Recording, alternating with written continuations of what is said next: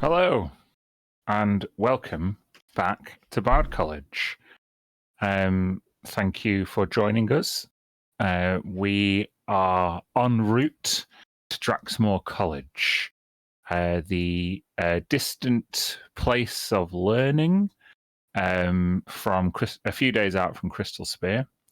On the way, the party met some interesting characters and had some interesting fights, the latest of which was an encounter with some nefarious shape-shifting goblins, or at least one of them was a shapeshifter, where they rescued Rhonda Burglesnerven. They helped her wrangle some fire beetles, which were physically carried to a camp nearby. And the party embarked upon, or are about to embark upon, a long rest camp. So, I guess we'll get straight into it. Who would take first watch? I could go for some. Are we doing more than one person at a time?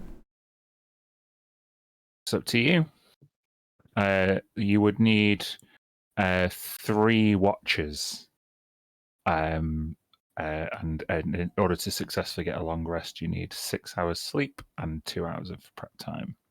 So you can all be awake during the prep time, but that's why you need 3 watches, 2 hours each. Yeah. What are you thinking, Red? I'm trying to remember what my perception of is. Not very good. I'll should pair up with someone. I'm not very good either, so let's be not very good let's together. Be not very good together. Do it. You can't both pair up with someone, because then that's just 2 watches. Oh. No, I mean we pair up with each other. Yeah. Well, yeah. We double our efforts because we're not very good at keeping watch. Yeah. And then you guys. I see. Yeah. I thought you were both being like, "I'll take a buddy. I'll take a buddy." Oh no. If you want, Kirsty, if you want, Mir could do a watch with Rhonda, and Tilly has 12, so she won't be alone. Sure. Sounds like a plan. Yeah. Okay. So, you set up camp in the kind of sparse tree line by a small stream. It's relative like wild country out here, as you have come to understand through your various encounters and travels. But you've doubled back to camp and kind of see Rhonda home safely. And she snores quite loudly in the warm light of the fire as her newly captured fire beetle family do the same. I guess what we're going to do is each of you can make a perception check to keep out of watch. Keep a watch out.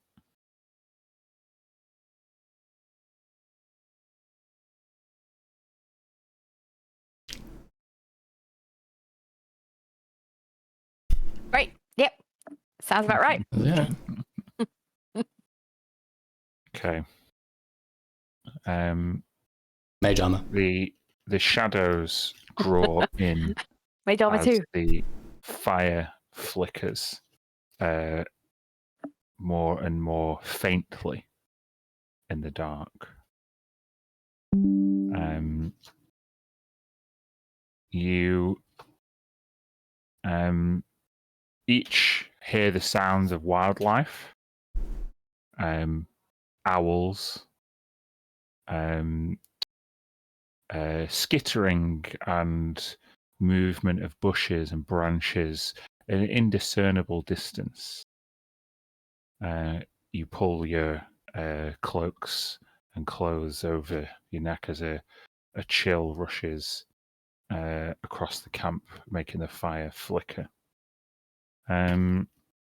So, bear with me 1 second. Uh-huh.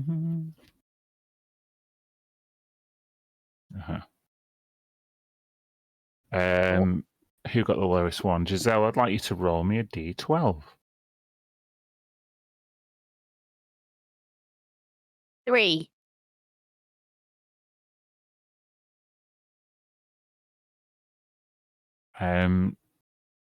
You look around and you notice kind of like hanging in the night air a dark canopy that just glistens faintly in the moonlight. It seems to be whether it's rope or vines. You're not quite sure.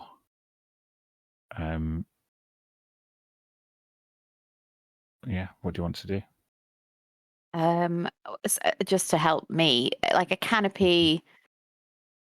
Just Like in what? the trees, like just beyond the camp, there's like this, like it looks like, I don't know, it's kind of gently flowing in the wind, like unusual, yeah, like I say, rope or vines or something. It doesn't look natural to the environment we're in. It's hard to tell with a 7. I'm going to look at it and squint my eyes and say, no, can't tell from here. And then I'm going to say, Red, what's that? I don't know. I can't. Is trees? Tree? Yeah, no. I'm going to investigate very quietly. Okay, make a stealth check. I'll stay here and give you this. I'll make you invisible. Oh, look at that. I'm invisible again. Okay. 19. Okay. No. Not. Why are you shaking your head? Because you're invisible, you have advantage, right? 23! Woohoo! Thank you. You approach the tree line where it gets thicker, the grass gets taller, and as the temperature drops, you can feel like condensation in the grass, and it only takes you a few strides before you can feel really wet around your feet and ankles. But you want to get a closer look at this thing, and it is quite clear as you get closer. The condensation starts to drip from it. You're just about to embark on or enter a huge network of spider webs. She ain't about to enter that, I tell you right now. So how far away? Literally only like the nearest spider webs you can see are only a few feet in front of you, but as you're closer to the tree line, you can see in this whole area there's just loads of spider webs that are hanging from different trees, and it's like almost like this entire outcropping of forest has been knitted together by spider silk. And in my invisible capacity, if I move, I guess I'm on the edge already. I don't want to go in. Can I see any dangerous spiders? I'll give you webs? another perception check now you've moved closer and taken a proper look.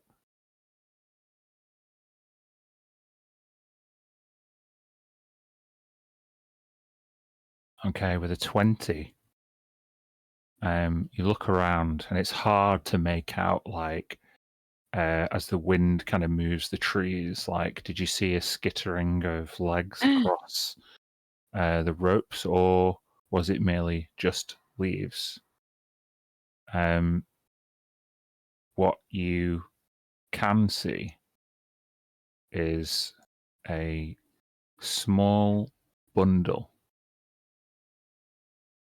not much bigger than Tilly, almost entirely encased in spider silk, suspended between two fairly tall trees, about 15 feet off the ground, about 30 feet away. Okay. I think Giselle, not wanting to do anything on her own, would walk backwards to Red and Just let make her a know. dexterity check for me, please.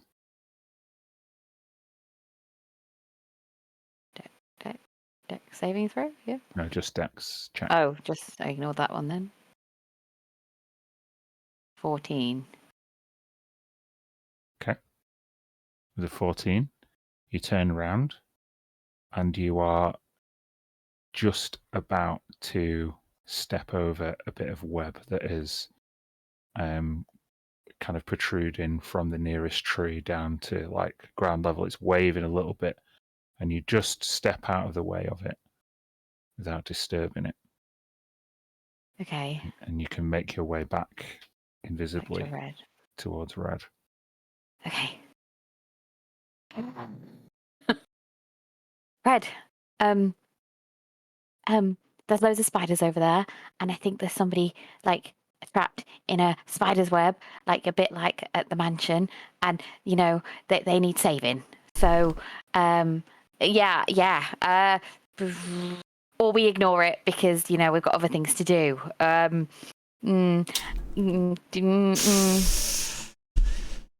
Is it worth it? We're gonna have to help them, aren't we? Oh, we can't leave them. Can we? Fuck's sake. Tomorrow come to us here. I don't Did know. they seem like they were alive in there? Just wrapped. I mean, they could be not breathing. Could I just can't probably be tell, I dead couldn't already, tell. to be honest. Yeah. So we just ignore it. We can't ignore it. If we tell Mia, she'd be like, "Can't ignore it." To the observer, Red is now remonstrating with thin air, having a conversation with this discorporeated voice about what to do. Oh, Wait, I'm over here. Got a little bit of magic left in the pocket. What do you want to do about it? What magic have you got left in the pocket? You know, like I've probably just got a good chunk of. We've probably just got one good chunk of magic. I mean, I've got some magic. Do we take this on like the heroes we could be, or do we wake everybody else up? I don't know. I mean, I could try friends. I've got friends. I could try and make spider friends, or it could be a disaster and we all die, and that's not okay either. We've got jobs to do. Do we have any way of trying to talk to the thing in that cocoon before we, before we get anywhere near it? I can send a message. Oh yeah, try that. 120 feet away. Oh, that's good. We can just sit right here. Yeah? I'm going to point my finger towards where the creature was, and I'm going to whisper a message. And I'm just checking that seems okay. Yeah, just put the spell description. Just. Hey, dude. You You chilling? okay over there? How's it hanging? Literally what I'm going to say. I think.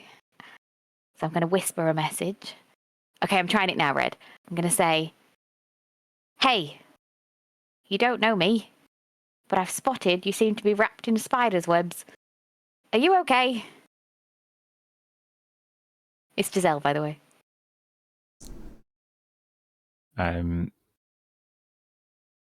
You point towards the little bundle, which is quite difficult to see from where you are, even though it's within range of your spell. You don't get an immediate reply, but you do see the bundle shift.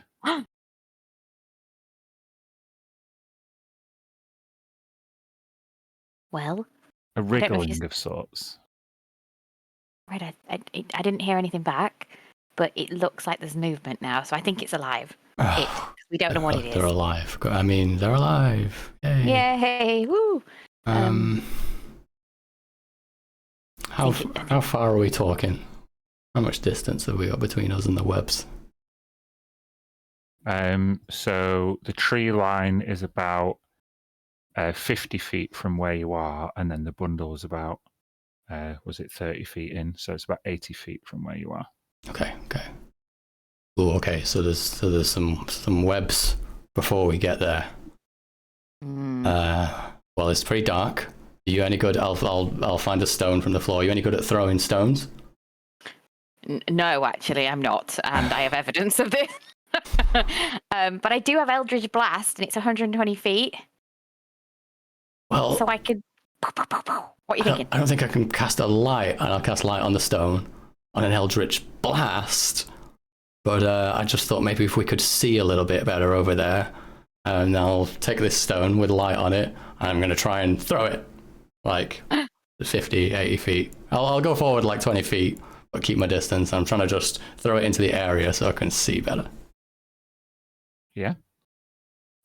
You throw this illuminated stone. Just make an athletics check. We'll see how far it goes. Athletics. Okay. 6. Just like about 20 feet away from the tree line. Okay. Eldritch You can Blast see it. some of It the, needs to go a bit further in. I'm not going any closer. I can help. I think I've got dancing lights.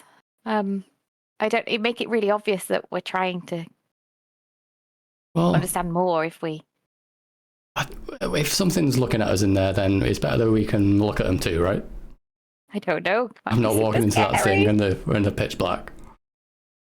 Okay. I thought it might scare them off, you know? Well, I can combine 4 lights into one glowing, vaguely humanoid form of a medium size. Yeah. That sounds sort of awesome. Okay. I'm going to do that. I'm going to cast Dancing Light, and it's 120 feet. Okay. So I'll move to where red is 20 feet in, and then 120 feet from that.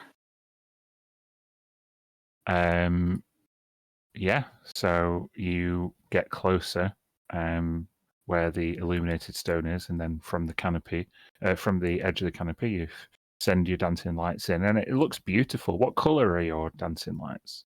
Just think a standard orange, yellow. Okay. Well, you can see this well worked and beautifully designed grotto of spider webs.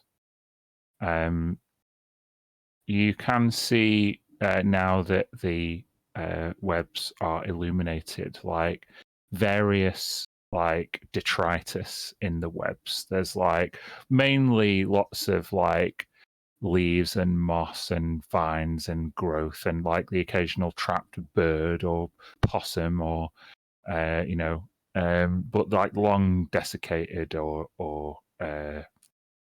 rotten. But this slightly smaller than yourself bundle is now kind of wriggling. Maybe in response to the message, maybe in response to some of the light. You can't quite see from where you are.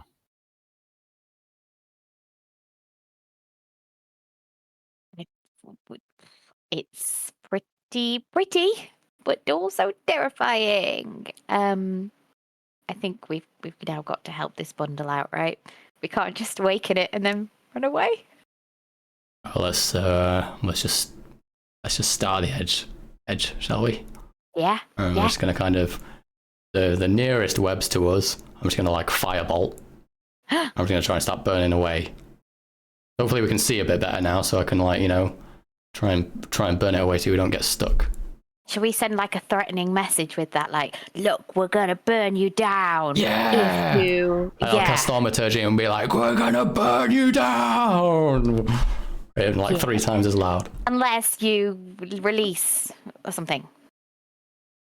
We'll find out. I already did it. We'll start with that. Yeah. Okay. Okay. So as you throw fire towards some of these webs and start emphatically encroaching into this webbed domain. I think what we're going to do, folks, is hold on. Roll initiative. That's right. Now on this map, we'll just say that where the forest goes up to the stream, that's like the edge of the grotto. So the stream's not there, but that's the tree line, if you like. Oh, okay. I'll also say that the bundle you're after or you're communicating with is, let's say, what did I say? 6. Yeah, we'll just say it's here. Oh, I'm on the wrong layer. Whoops. How do I do this now? Hold on. Nope, doesn't want me to do. Oh, here we go. Try this. Deep. Can you see that orange circle? Yeah. Bottom left. Bottom left, yeah. Yeah. Okay. So everything. I mean, we'll say that the path that you have, the path in the kind of forest, is where you have firebolted some webs away. Shall we say that? Like heading towards the bundle. But everything other than the path on this map is difficult terrain, i.e. webs. Okay. So the path is sort of just this area. Yeah, so yeah, you can see it goes down. We'll say like the path is either. Oh, I can see. Yeah. It's kind of vague, but I can see what you mean now. Yeah. Yeah. Okay, so yeah, we just need to roll initiative. Do you want us to, even though we're asleep? No. You are both asleep. Ooh. Hey. Great high rolls for. Yeah, we're good at jumping into action. We're just not good at seeing it coming. Yes.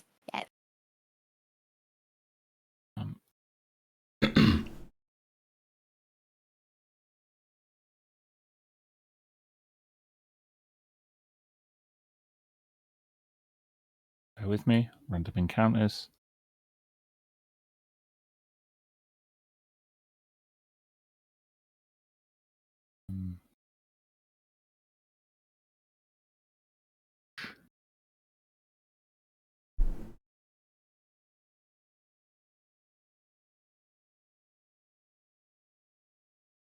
Sorry about this.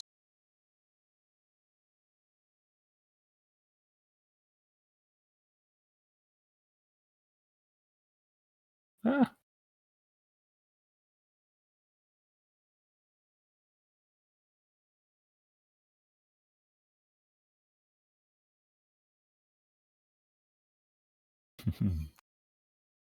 Okay. Right. Is everything in the entire world going to show you what I've rolled? Probably. Bear with me 1 second. Let's do this. There we go.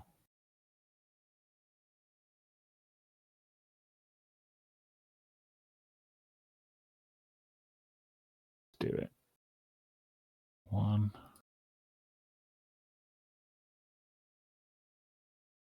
I've used this before. Is it gonna? Yeah.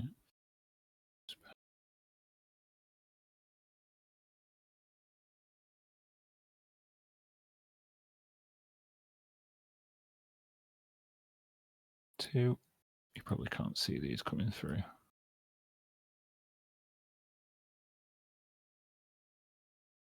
Lastly. It'd be funny if this bundle was like a baby spider. Or something horrible. Might be one of those goblins, to be honest. And then what do we do? Okay, Giselle. Kill you Kill it. you've got your dancing lights out, shall we say? 3 lights. Is it concentration dancing lights? Mm, I'm not sure if it is. yes, it is. It is. Okay. Oh, for God's sake.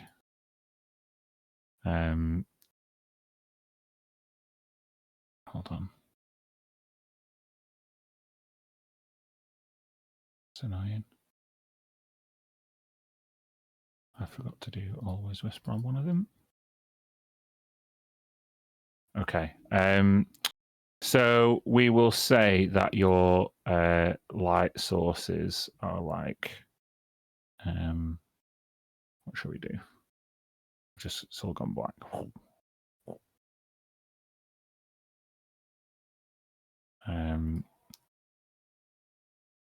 Has that worked?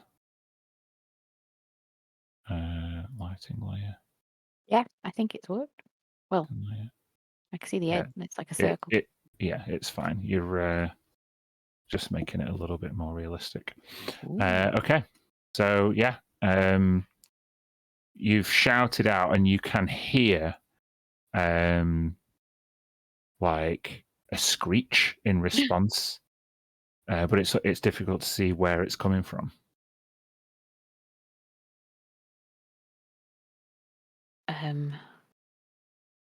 You can see the bundle starting to like move more quickly. How? Okay, that's not going to work.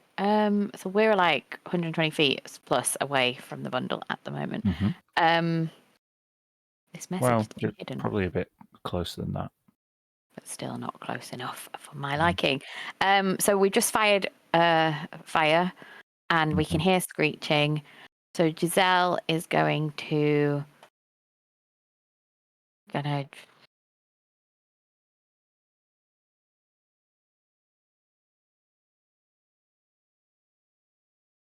at this point just throw a firebolt in as well. It's gonna throw it in. Right, you're just going to throw it at some webs. I'm going to throw it at some webs to maybe clear the pathway a little bit, or wherever it just looks like there's like a load of webs that are in the way, basically. Yeah. Okay, so just make an attack roll.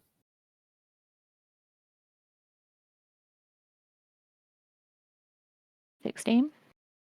Yeah, with the 16, you clear some of the web, which is like directly between you and the bundle, where that big rock is. We'll say there was a big clump of web, but we'll say where that rock is now, it is clear. Okay. And she's going to say, yeah, we're going to burn the webs unless we can help your prize. I don't know, Red. I don't know what I'm saying. I don't know. Is that the end of your turn? Or That's my end of my turn. And I might move forward a little bit. Okay. But slowly, creeping forward. Okay. So with that, you see either Red or Giselle, are you trained in Arcana? I am, right? Yes. I've got it proficiency. Yeah. Well, that means you're trained in Arcana, both of you. You get that unmistakable, like, electric static buzz. That there's like a whoom, a flash. You can feel it. You've travelled between the planes before. Something just travelled from another plane, and it is a spider. It then appears on the web just next to you, and climbs down while your back is turned to bite you for a 15. Does that hit you? No, because I Yep. cast Mage Armor, which makes it 16. Okay, that's good. Yeah. You feel a couple more kind of shifts and phases, although it's really hard to tell where it's coming from, whether they've shifted in or out of this plane of existence. You're not sure. But you can definitely see, you definitely felt the one try and bite you from behind, and you just managed to shield up, and its pincers pierce down on your mage armor, but don't quite get through. Bear with me.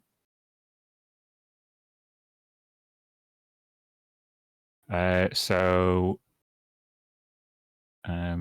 another one, I think we'll just be able to get to Red, just at the edge of the tree line. Red, big old spider appears, and a 16. Does that hit you? Yes. A miss? No, yes, it does. Oh, it hits. Oh, okay. So I need a Constitution saving throw, please. Is it in relation to poison at all? It is, yeah. Some advantage. Ooh, 16. You succeed and thus only take half the damage. So it's 9 piercing and 9 poison damage. Okay, I'm resistant to poison as well. So what's that for? Yeah. So 13 damage. Yeah. This phase spider like glides along these webs, which are burning all around, and as it kind of materializes, it bites down on the back of your shoulder. So it's your turn. Oh my god, gross. Yeah, easy on. Okay, let me just check this thing with Soul Cage. Do I need a bonus action? Got a couple of charges left in the Goblin Soul. So I could use a bonus action to bolster yourself with a Soul's Life experience. I'm gonna do this with my bonus action. Next attack roll, ability check or saving throw will have advantage between now and the next turn. And then for my action, I will cast Banishment. Ooh. On both of these. Okay.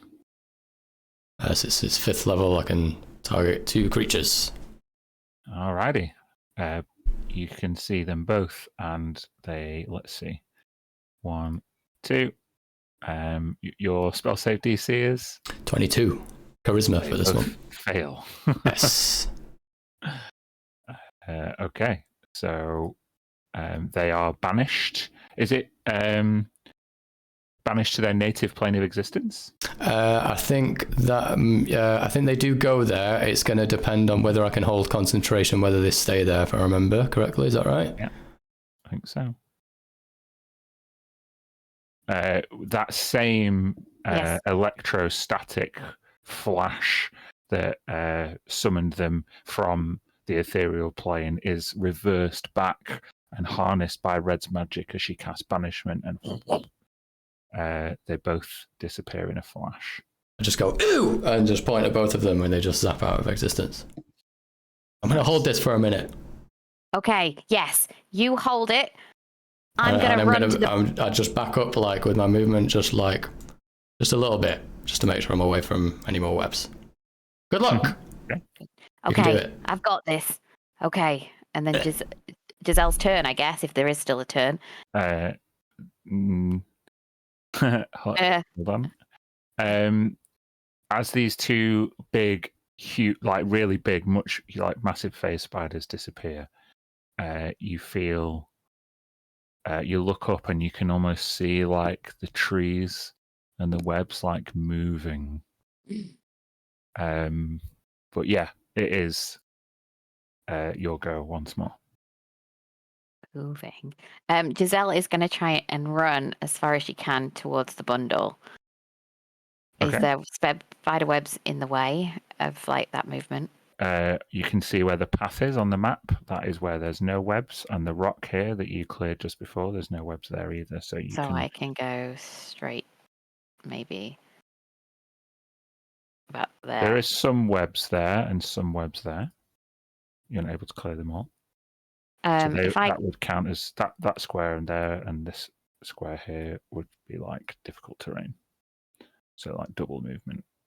And if I follow the path, so if I just went sort of like that, yeah, there's no that's webs normal, there. Yeah. So I'll go to here, and I mean, I can't see. What have I got?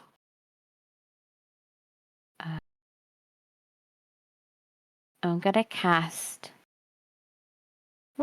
If something's bundled up in cobwebs, would Mage Hand be able to unwrap a bundle, or is it just a case of like lifting things? It depends entirely on how heavy it is. So you can only generate 5 pounds of force with Mage Hand, and because it's not Mage Hand Legerdemain like an Arcane Trickster's Mage Hand, it can't do like complex actions. Okay. So it can lift and move and pull and push, but it can't like untie, for example. Okay. But you don't know if giving them a good yank will work or not. I think that's the safest thing. Otherwise, I was thinking a witch's circle, but that could go horribly wrong and just kill them. So, don't want to do that. So I'm gonna cast Mage Hand with my action, and just see if it can do anything to the bundle. Like if it can unwrap it, or if it can move, roll it over, or anything that would just kind of see if anything moves. So they are suspended about 15 feet in the air, and you can see them wriggling in this bundle. So you're trying to pry them loose from the web that they're stuck to with Mage Hand? You know what? Actually, now I didn't realize it was suspended. Can I change that and do magic circle and try and cut far away, as in to cut them down? You mean your witch's circle? Witch's circle, sorry. Okay, yes.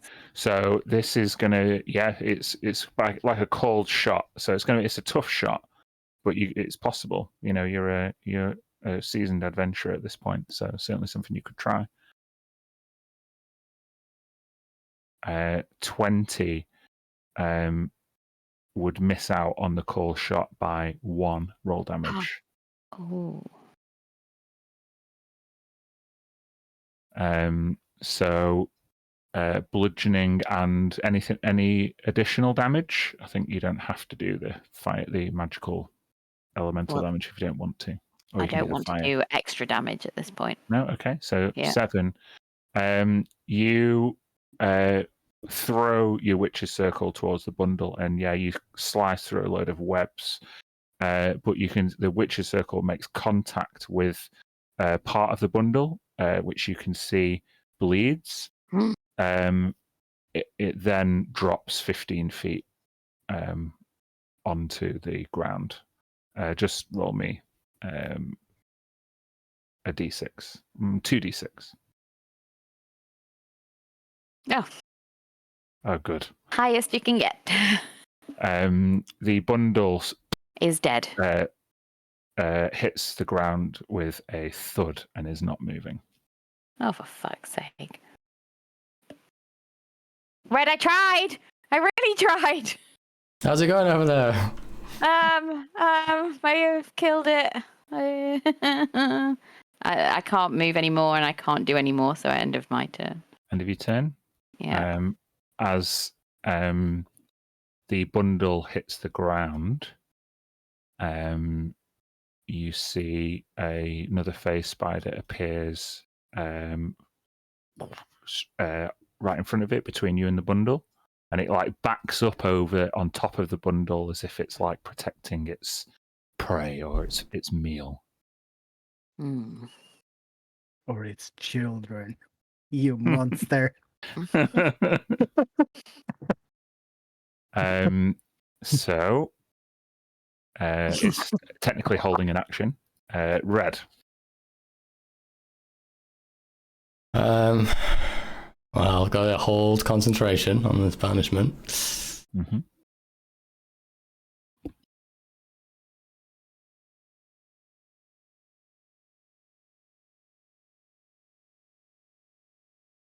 I'll just yell out, "You're doing great!" And you know what? I can. In fact, what is my line of sight looking down here? I know there's like a rock. Doesn't necessarily represent a rock on the map. No, that's like burnt away web that Giselle has destroyed. So you can see just about this big phase spider, kind of standing over this bundle. Okay, well, Firebolt's got some good range. I can get a cantrip off, so let's do that. Okay. 23. Yeah, 23 hits. Yeah. 18. Oh, plus 5. 23. Do that once per damage roll if it's fire. Yeah, the face spider takes a considerable incineratory bolt from across the canopy, and it lets out a screech. It's like waves around its legs. It looks panicked, but it doesn't seem to move from where it is. Okay, well, with my bonus action, then I'll use the remaining charge in the soul cage, and I'll do the exact same one as before, just so I've got advantage before my next turn, in case I have to do some type of save or anything. That's it. Okay. As this face spider, now ablaze, lets out this ear-piercing screech. I mean, ear-piercing for an insect.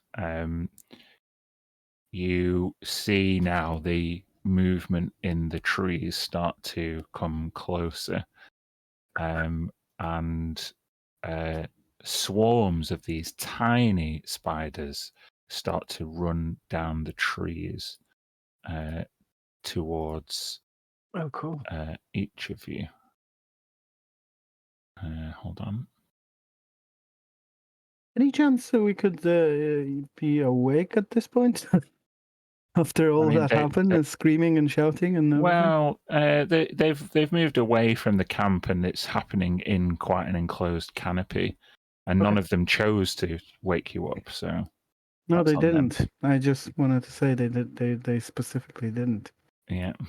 I yelled pretty loud at the start, but beyond that, we're trying to let you rest. Let you have some sleep.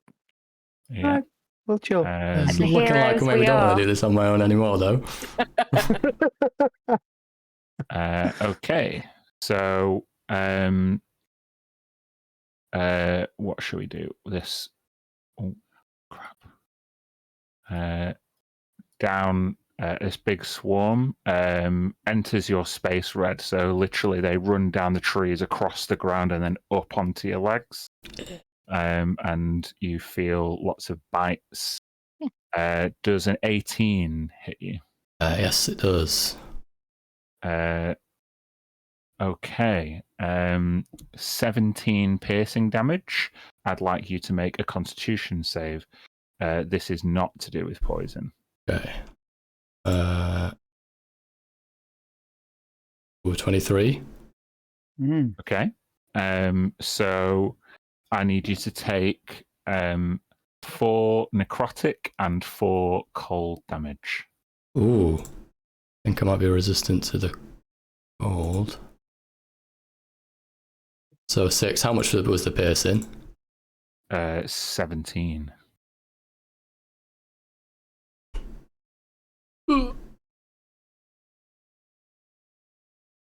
Giselle? A 13 is not going to hit you, but these spiders like crawl up your mage armor, and you're shutting this as you kind of shudder, your mage armor like kind of flickers, and they can't gain any purchase, and so you're basically surrounded by a swarm of spiders that can't enter your space right now. Concentration check for me. I would have had advantage on that last one, so I don't get it for anymore. Okay. I was just 23. Okay, just maintain concentration. Okay. Giselle? Are they on me or around? They're around you. Okay. Big swarm. I'd like to do burning hands. In the direction that they're in. Yeah, they're all around you, so it'll just get like a cone. Is that right? Yeah. Yeah, don't worry about the cone. You would get the majority of the swarm. It wouldn't be hard for you to get them. 14. They've got to make a dex save, right? Yeah. Okay. 19. They fail. So 14 fire. Okay. 14 fire damage. You take out like a like a puddle's worth in front of you. But you can see they're just coming down from the trees, and that the dead ones are quickly subsumed and by more one. There's loads of them. Okay.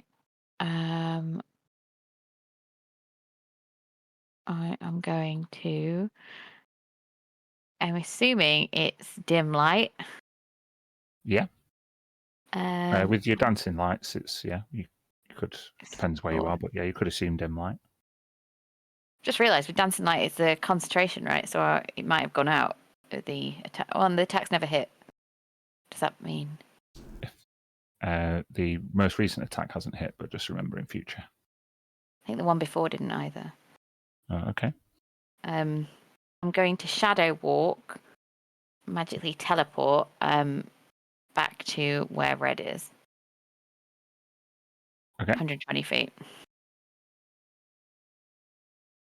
And that's bonus, so going here. Okay. You see Red is covered in these spiders. And if that's the end of your turn, it is Red's turn. If so, the spiders are sort of swarming all over me. Can I still move away from them, or are we going to assume like are they sort of on me? So they are on you. Let me see.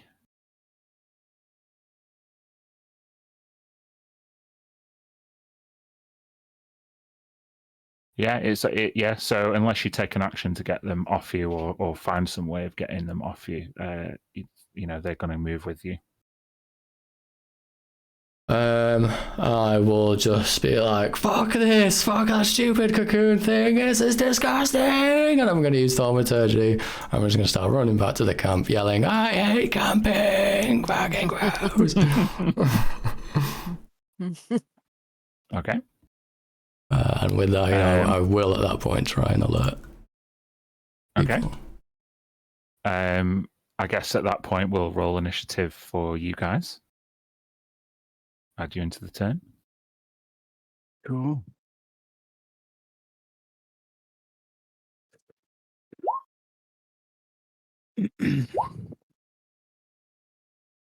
Oh, on brand. Okay, I'll move the Tilly up there. I guess because you just happen to roll a 20, Mir, which is what turn it is right now. So you would wake up like immediately. However, you hear Red running out of the forest, a few feet away, screaming that she hates camping. You add 12 Covered in spiders. with initiative 5 to the tracker, please. Yeah. Thank you. Oof. I think realistically, just waking up, I don't think there's anything I can do apart from figure out what the hell is going on. Like, I'm not going to wake up and be like, pow, spirit guardians. It doesn't make sense. Yeah, well, you've just got Red running out screaming, a voice enhanced somewhat by thaumaturgy. So you definitely hear them. We're not going to make a perception check because she used a spell to enhance her voice. But yeah, you just screaming in the night, I hate camping.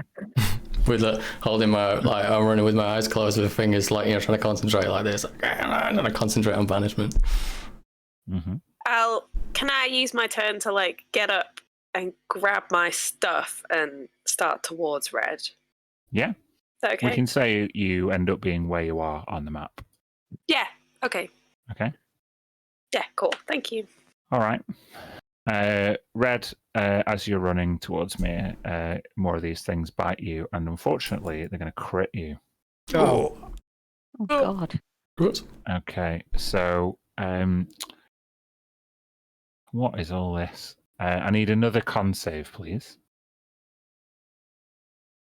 Okay. That's just a success. So you take 25 piercing damage, 4 necrotic, and 4 cold. So that's a Half total cold. of 33. So concentration check has to be, what are we, 16 after Yeah. beat? Oh yeah. Okay. Ow! Giselle, as you're stood still on the edge of the forest canopy, oh no, they're the ones. Sorry, they're the ones that were chasing Red. You're fine. There's no spiders come to you just yet. Tilly, you wake. Yeah. Let's say you're just a bit further away because Mir's used all her movement to get kind of where she is.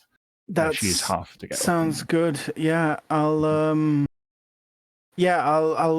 jump to my feet and run towards to get to where Mir is. And I think instinctively the thing that she could do as an action would be to cast daylight right in front of her, which is what I'm gonna do. Okay, interesting. Because I can't see in the dark, and it's bloody dark, and I just So hadn't woken up. a sphere of bright light sheds. It's like 60-foot radius sphere of light. Would just tell me, would red be in that light? I think she would with a 60-foot radius. Well, I'm just 4 squares in front of red, aren't I? Yeah, exactly.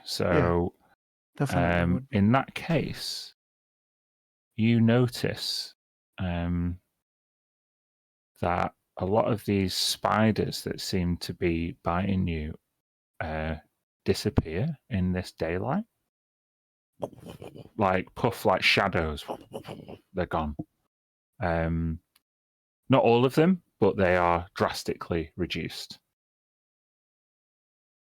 Red, what's going on? Disgusting! You're supposed to keep the watch. Bleh. And I'm gonna make 12 who can fly shit ton to fly next to red and use a help action to whatever she's doing next. Okay. Well, we will pause there and resume this camp encounter in 20 minutes or so. Okay. All right. Easy. All right. See you See you in soon. a bit.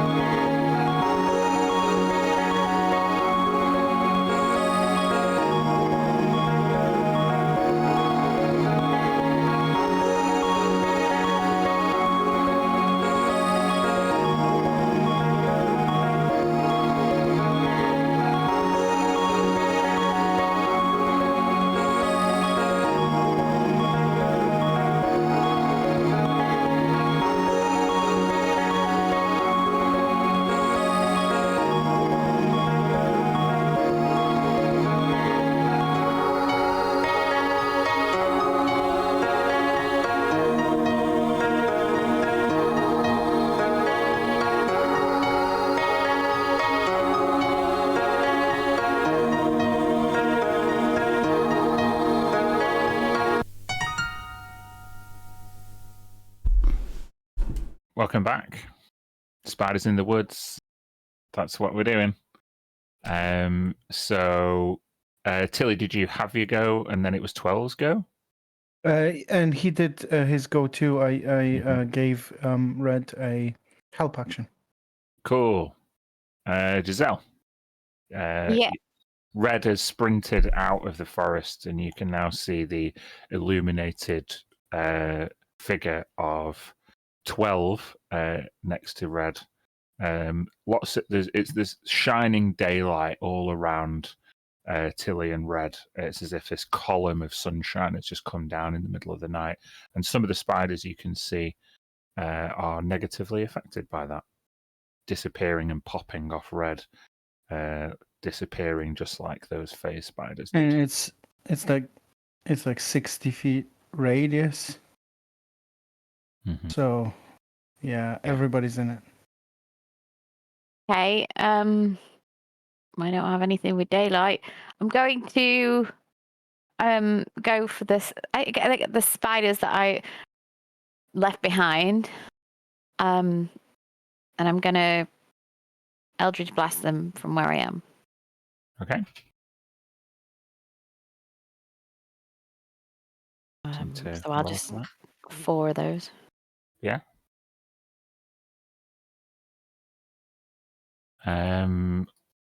What are the ACs? 3 of them hit. So, yeah. Give me some total up some damage. Let me know. A 9, a 7, and a 4 is 16, 20, plus 6, 26. 26 damage. Yeah. Away from the column of sunlight and into the darkness beyond.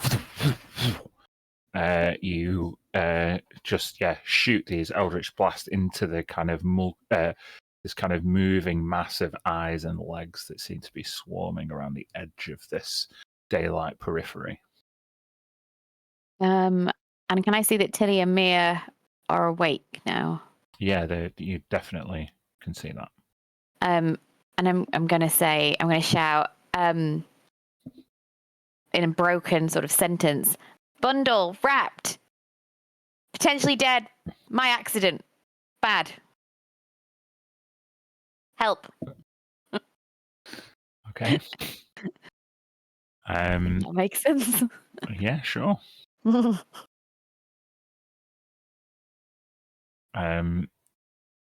Now that there is a big column of light,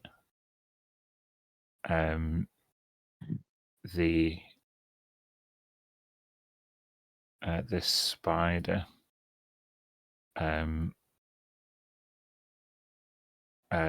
you probably see this, Giselle. This spider spins more web and picks up the bundle and kind of with its smaller front legs scoops up the bundle and then uses its action to it disappears with the bundle. Can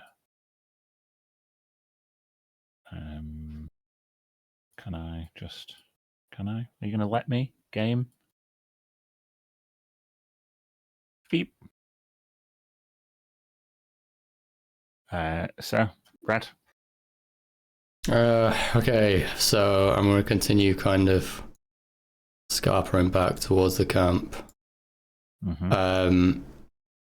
You said I can use an action to try and get the spiders off. Yep. And 12 is helping. Mm-hmm. Yep. So we'll have this have a double effect. 12 is basically just grabbing individual small spiders and eating them Mm-hmm. But do I just use my action and it automatically has some effect, or do I have to make a check? Yeah. Roll me, if you will. It would normally be 1d20. Just roll me 2 d20s. Oh, okay.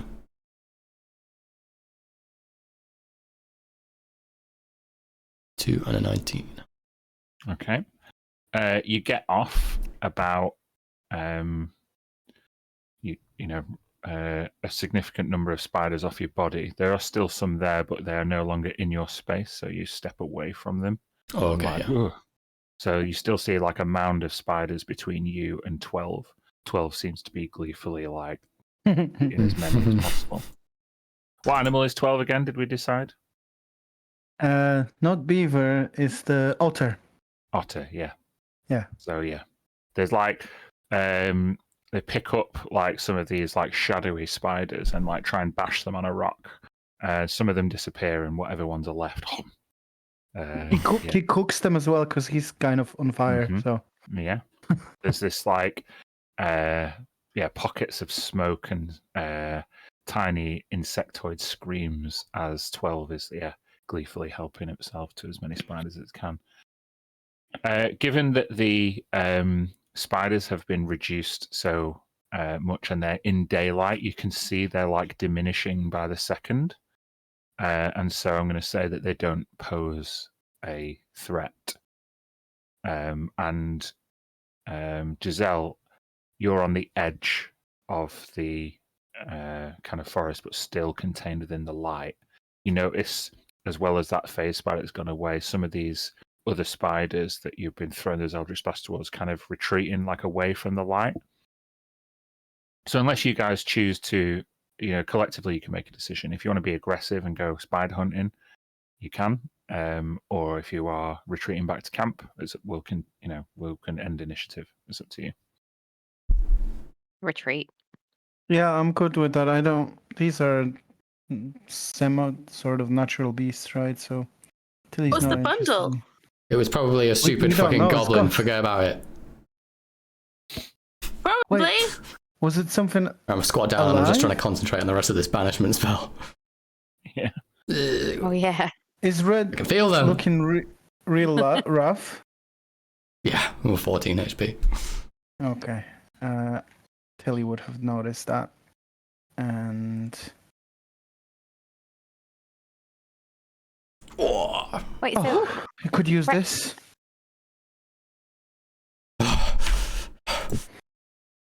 Still not going in there. Red, if you No. if you go to sleep, does that make them come back? Like, how does it work? Just need a few seconds longer. And then Okay. after I got through like 3 or 4 rounds during that combat, so another 30 seconds or so. Giselle, I think she needs you to stop talking now. It comes to the end of the minute. After a minute, you feel the transportation of the phase spiders is complete. I feel like it's on me. It's funny because after you banish them back to the ethereal plane, they can just use an They could action probably to just bounce come straight back. I was thinking about that while I was holding it, but I was like, oh, I've got them there now. And they might have as well, but just probably outside where the Mhm. light is. So Yeah. Is it feasible for Tilly to figure out whether like when this light spell is up in about an hour, we're just gonna get attacked again, so we should move the fuck out? You have no idea? Is there no like nature based thing that I could? Well, you know that the spiders didn't like the light. Okay.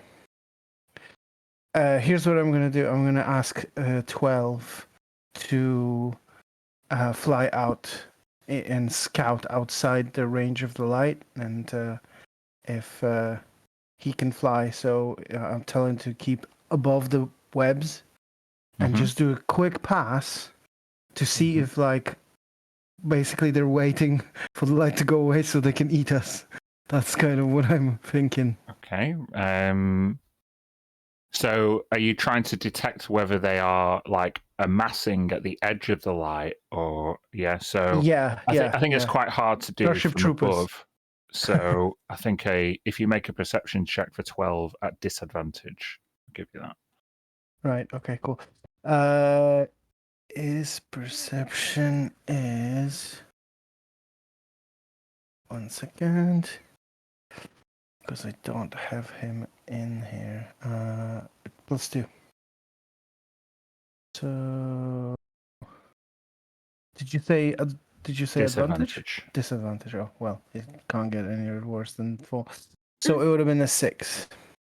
Yeah, so 12 like flying fire otter like does a loop above the trees, but this Can't see them. this outcropping is so thick it's difficult to tell. While you're doing that, you...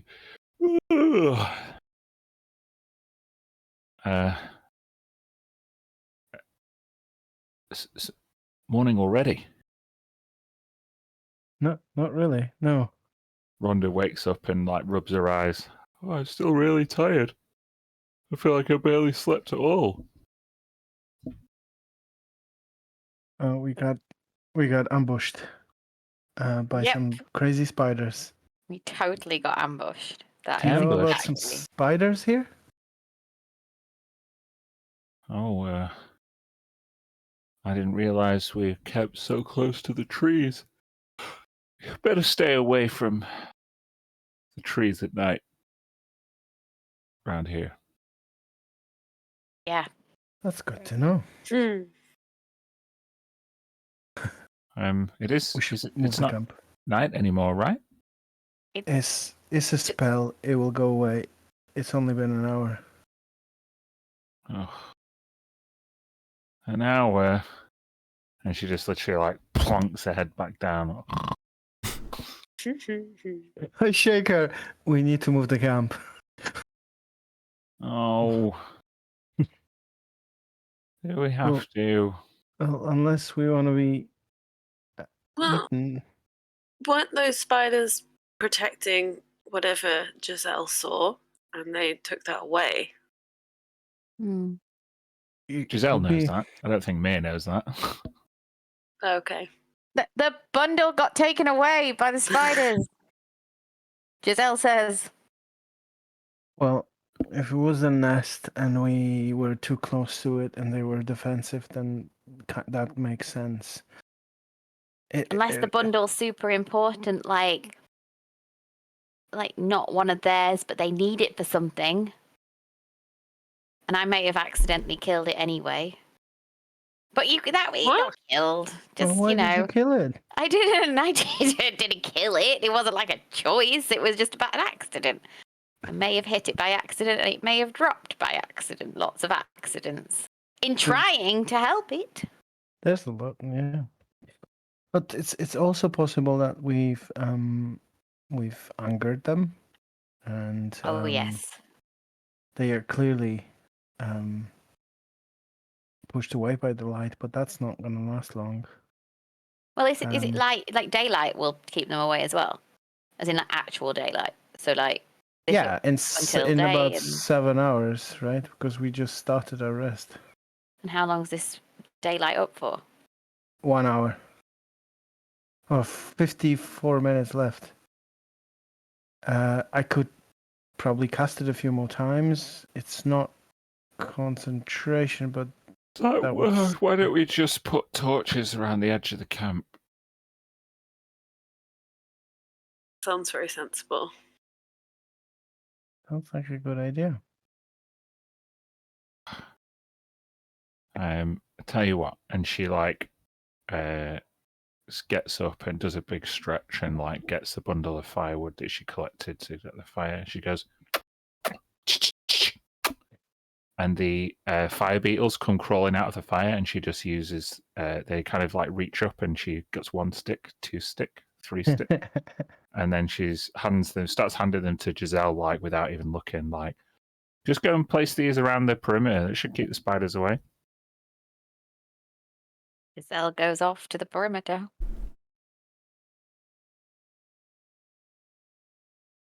Okay. Hopefully that will be enough.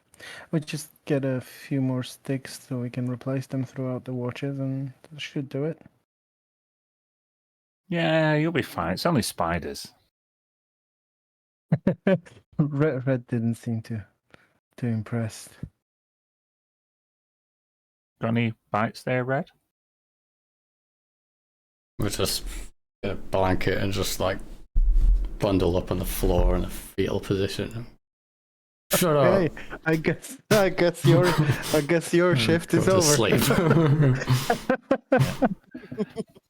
Okay. The newly lit camp as the come to the end of like Red's watch, the daylight spell starts to fade. Who is on the next watch? I'm thinking I could do it with 12. So in case something happens, I could do that daylight again, just to make sure. Yeah.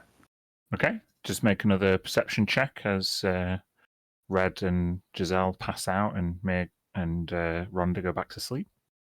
Could I get advantage from 12? Yeah, sure. 24. 12 does a few loops around the newly lit perimeter, relighting any twigs that seem to be fading out.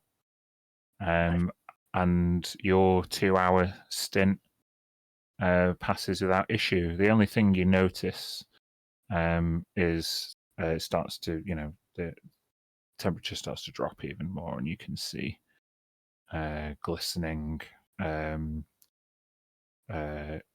of condensation, and even like just the tiniest hints of frost at this time of night, but not the type you would expect to last until morning. Cool. I'll get some more firewood and top up the campfire before waking me up. Yeah, just make a survival check.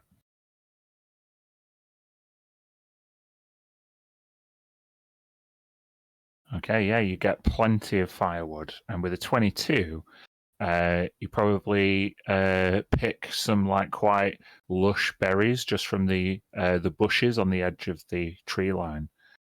You can add 3 rations to your inventory. Awesome. I love it. And also vegan. Great. And yeah, I'll wake up here and say, all quiet. They haven't come back. I think the fire is keeping them away. So, 12 can stay as well if you want. And you can, I don't know if you want to wake Rhonda for some conversation. I'll let her sleep. You seemed a bit grumpy at the end there. Feel You free look to. towards 12, and the fire beetles now they obviously don't sleep for quite as long as humanoids do. But 12, the otter is just like stood and like rolling a rock towards the like baby fire beetle. And the baby fire beetle is like nudging it back, and it's just like this So little there's like smoldering playing. rock coming between them. Yeah. That is so cute. I just say, and then fall asleep.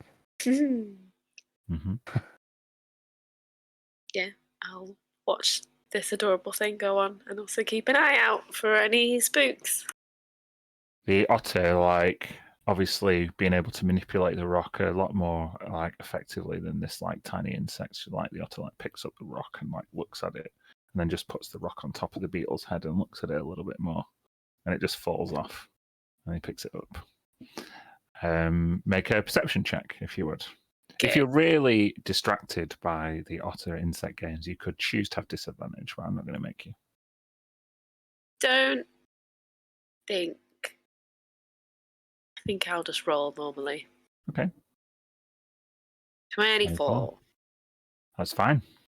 You see the stacks of firewood, and you go to replace over the course of the 2 hours, the ones that go out, the perimeter torches. But towards the end of your shift, dawn starts to break over the tree line, and you're pretty sure you can see like stone structures just at the very horizon, higher up on the tree line, amidst some rocks. Like, the direction of Draxmore with a 24 perception check. Nice. Before people wake, though, Red, I'd like you to roll me a d8. Ooh. 1.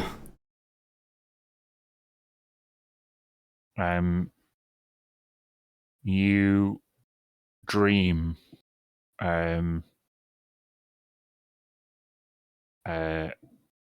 as you are dreaming, you are tossing and turning,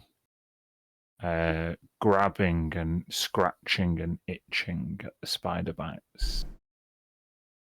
And as your scratching becomes ever more feverish and intense, you feel a hand on yours. And as you wake up, you are in a chamber, like a really luscious chamber of a noble house. You're in silk bed sheets. You see a golden mirror and a vanity desk, 4-poster bed, and you look over at the hand on yours, and it's of a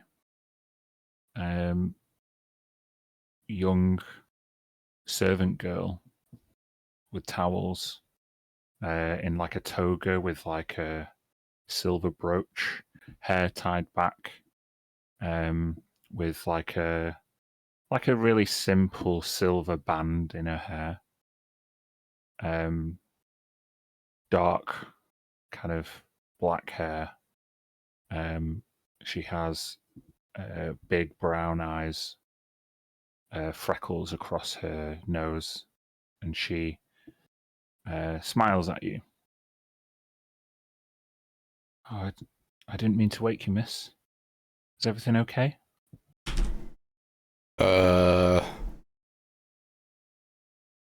Yes. I guess. This is nice. Some of those bites look pretty nasty. Ooh. I've got some ointment here and towels. You can wash up at the sink if you'd like. You don't want them to get infected. Okay, great. Where am I? You're home. Is there a window nearby or anything? Seems like it's morning. Yeah, there is a balcony with a French doors, 2 columns, 2 stone columns, kind of separate the bedroom from the balcony space, and you can see like silk curtains like drawn across, and from beyond you can see glorious mountainous landscape. Just make a perception check for me.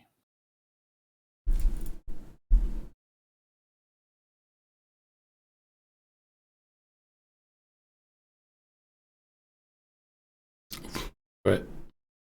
With a crit, you look beyond the landscape and you can see that the clouds kind of like cover the edges of the landscape, and you can see like floating islands, like floating palatial living spaces, as if like a theatre and another manor house are suspended in the clouds.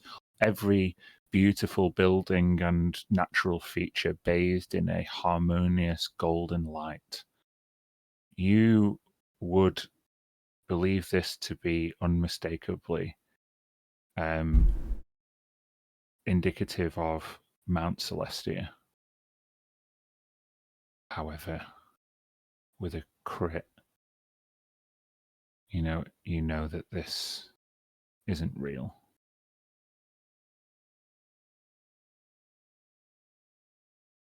You look back and this young servant girl kind of smiles at you, and she like puts the towels on the end of the bed.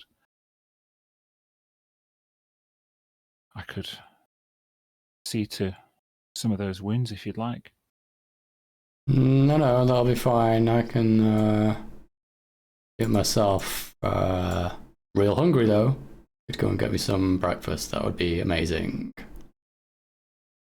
Whatever my lady wants. And she bows, and without turning to face you, without turning away from you, she steps backwards until she's out of shot. The cold marble floor echoes her footsteps until you hear them disappear. Have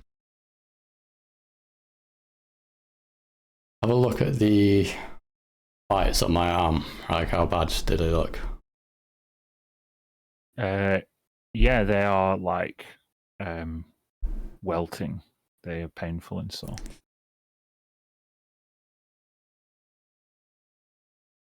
And if I'm by the window and it's light, I will reach for my Blood of Lathander pendant. You're not wearing it. Fuck. Do I have any other? My You are jewelry in a or... like silk nightgown, and that's it. Try a cantrip like light. Nothing happens.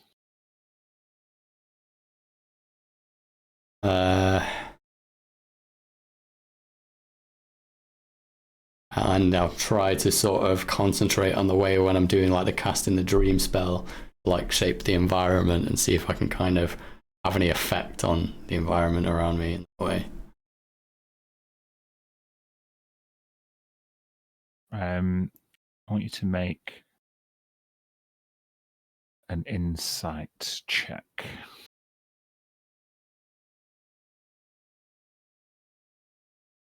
11. Nothing seems to work. You try and will the environment to be shaped differently. You've done this so many times. This time you're out of control. Maybe this is just a dream. Maybe someone is controlling your dream. You don't know? I'm gonna start like searching around the room. I'm not going anywhere near that ointment or anything this weird girl was trying to put on me.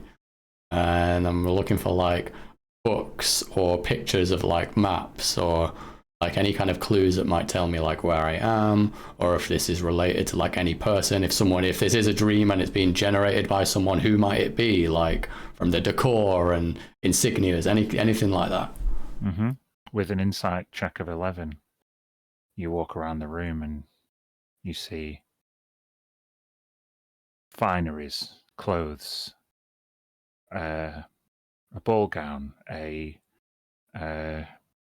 cherise, a just different kind of formal and informal wear, but all of the highest quality, stitched with silks and velvets, stitched with golden and silver threads, bedding of that would cost many, many times the number of gold pieces that you could ever imagine paying in the Sood markets back in Crystal Spear. Fabrics greater than you could have ever hoped to work with, but no clue as to who would put them here or why. I've got a couple of people I'd be afraid of it being. I'm going to try and like open the door that the girl went out of and like peer out, if it'll open. Yeah, it opens. You see a long marble hallway, and she is walking back towards you. She's carrying a silver tray and a golden tea set. Oh, my lady. Not had time to wash up? I was about to. Then she hands you the tea and says, I can help if you wish. Nope.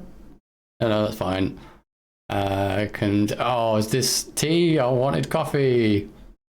Go back and do it again.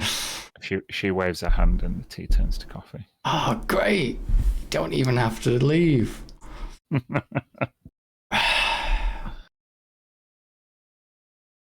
So, what's on the agenda for today then? She kind of takes a look around the room and sees some of the like bed sheets on the floor, and she like doesn't really know how to respond. She's not really been used to engaged in conversation, and she says, "Oh well, whatever my lady decides." She starts to like make the bed and kind of fuss around you. Okay. Just take a glance over to like a mirror. Do I look the same, or the reflection of the tea or whatever? Like, You look in the reflection of the tea. You don't. You have similar features. You almost look. In fact, I'll get you to make another insight check. exactly the same.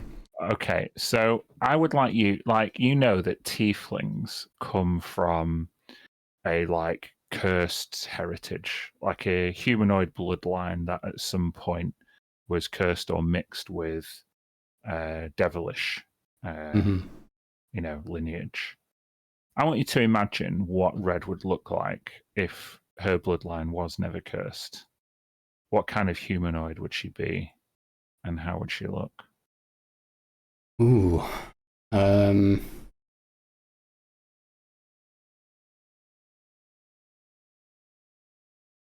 think she'd be more. I think she would just look a little bit softer and a little bit kind of girlier. She is in a tiefling or in a normal, like mortal form. She's like physically androgynous, kind of sharp and very attractive, but she'd maybe just be a bit softer, a bit girlier. Maybe she's blonde. Human or elf? And human. It is human, yeah. Okay. A human female, soft, beautiful features, androgynous look, blonde hair. What color eyes? Green. Okay. You stare like quizzically into this like familiar yet unfamiliar reflection staring back at you.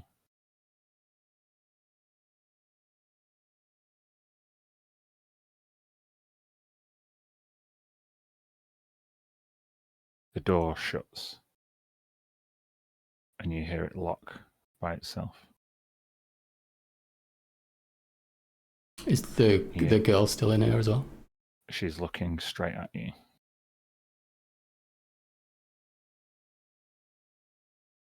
Is this what you fucking want?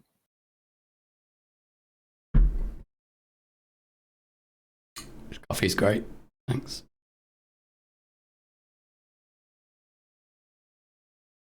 Think you'll make it here? To a realm beyond the gods? You think you can just forget what you are?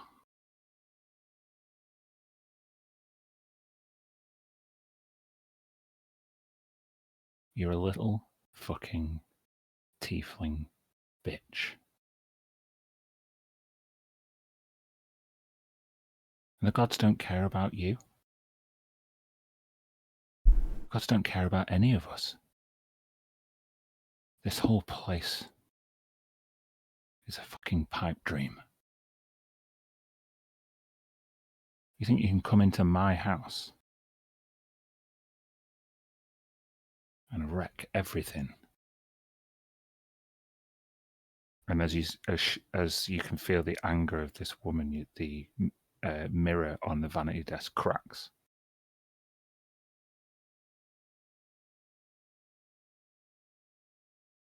What's your fucking endgame?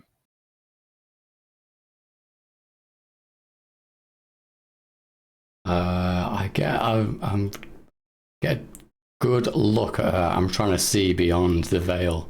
I want to really see who I'm looking at. With an insight check of 11. It's really odd. She doesn't look familiar at all. But she definitely, a tone, she knows you. She sounds it. She steps towards you.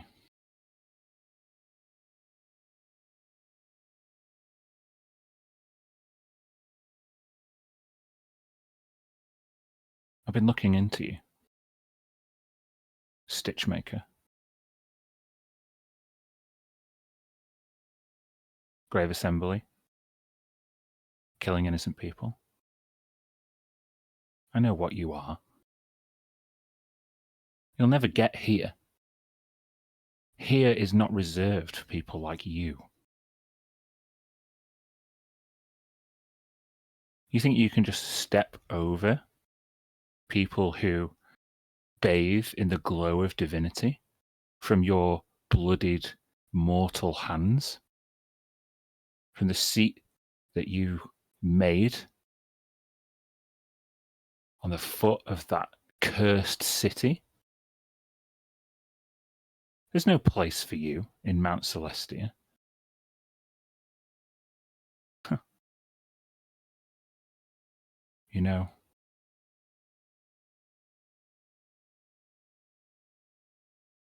that bard told me everything before I drained him.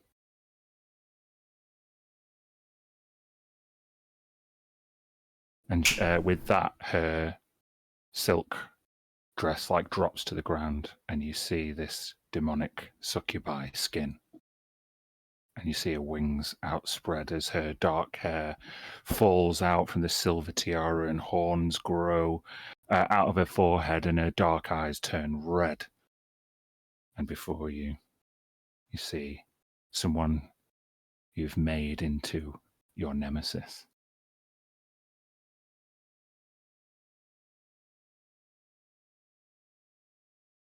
Quite enjoyed it. Hall of the Dawn Chorus. So many sycophants singing and praying to the Dawn Lord. But once night fell, they all scream the same.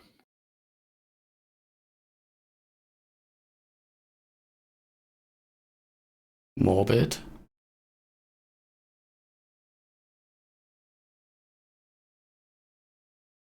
See you soon. Ta-ta. Ooh, wait, just a minute. With that, you wake up. Try real hard to hold on to that image. What she looked like. Which image? The revealed. Yeah, okay. Make a history check. It's hazy. Purple, winged. Horns, tail. Basically naked. You have a dream and you just try really hard to remember it because it was really cool or something. Or in this case, fucking horrifying. Mm-hmm. I'll kind of I'll probably wake up in a bit of a... I'll look around in my belongings and presumably I've still got my pack and stuff like that. Yeah. And it's the morning. Oh, morning already. Oh, jeez. God, I don't feel like I've slept a wink. I'm going to pull out the statuette that I bought of Lucretia. Mm-hmm. And I'm going to ponder and try and match its image to the one I saw. And maybe I'll just kind of just nervously maybe etch away it a little bit and just try and get it a little bit closer, looking like she does. Yeah, just make a dexterity check.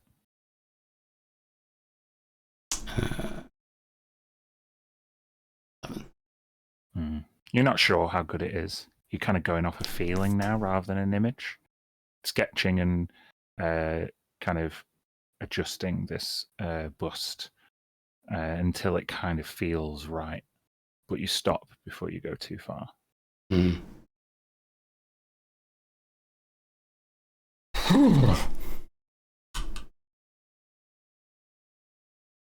The morning has broken, and Rhonda kind of stands up. The beetles now seem to like not be on fire, but all like curled up in a little ball. And she seems to have fashioned like a net bag to put them in. Like when they're all like curled up in a small ball, she's got like a rope bag with like 3 balls on it, which she can carry herself. That's so cool. Tilly, when she wakes up, is going to change my spells a bit, using some of the berries found yesterday. I'm going to cast Good Berry, and then offer everyone a choice of a quickie breakfast rather than spending too much time. We kind of really need to get to that place already. So she'll hand out a berry to everyone. Mm-hmm. It's over there. You Yeah. see? Yeah, I know. Just I don't want to. I want to just get there. It feels like we've been trying for weeks. For some reason. Okay. Rhonda's like, I appreciate you all walking part of the way with me and making sure I was safe last night. And your beetle wrangling's really something to behold, especially for an amateur. Pointing to Tilly. Thank you. It was fun. They are very friendly, and if you treat them well, you'll have good relations, and hopefully we'll stop by to see wonderful fruit that you grow from this cooperation. Oh, surely next season's going to be a bumper glow fruit crop. I can feel it. I'm about maybe a mile or two down the road in that direction. You stop by Casa Burglesnerven anytime. I'll make a note of the closest tree here, if we ever want to visit her. You'll be all right getting back? Oh, sure. Now in the daytime, much easier. She like tips her little cowboy hat. Cowboy hat, that's so cute. Yeah. Pleasure to have met you. Thank You you. too. And she like, just a little gnomish feet. Takes off. Takes her a while to get out of distance. She's so small. But yeah, you guys, if you head towards Mir's direction, are headed virtually in the opposite direction. Did I still gain the benefits of a long rest after that horrible nightmare? Yes, you did. Okay, good. Can Giselle have read any of her book this morning? 2 hours worth, yeah. Perfect. Thank you. Oh, and How everyone many gets hours? 13 temp HP, sorry. Nice. You guys. That's 41 to go, Mia. Over 4 In days how many now. days? Well, it's been 2. So I've got 4 days left. I'm not making good progress with the amount of days, to be honest. But we're going to keep trying. Just wish we could create more hours in the day for you. Maybe if we get there, like, maybe there can be like a freeze of time. Maybe. Yeah. I mean, I could wish, right? I gotta keep trying though. You could probably wish for that, yeah. That'll be my. Yeah. Anyway. You still have your clockwork warhorse, but if I recall correctly, in order to make good progress, last time out, Mir turned into a unicorn, whereas Tilly rode the unicorn and the rest of you rode the warhorse. Right. How far away does Draxmore look? You could probably make it there by the late afternoon. Okay. Yeah, I'll turn back On into a horseback. unicorn and crouch down so Tilly can jump on. Awesome. Yeah, happy to. Yeah. Okay. Just make that survival check. Given your previous check, Mir, I'll give you advantage because you kind of know which direction you're going. Okie dokie.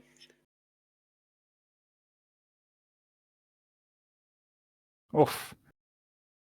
With a 28, you can spend, what should I say, like 8 hours traveling towards Draxmore College, and the path is so well navigated. Giselle, if you want to take that 8 hours off your total of your book, you could spend the trip reading on the back of the warhorse. Brilliant. If Red is happy to To ride. ride the horse and man the reins, so to speak. Yeah, I'll We do my best. You keep like losing your place, and you're like going back and like, keep her steady. Mm-hmm.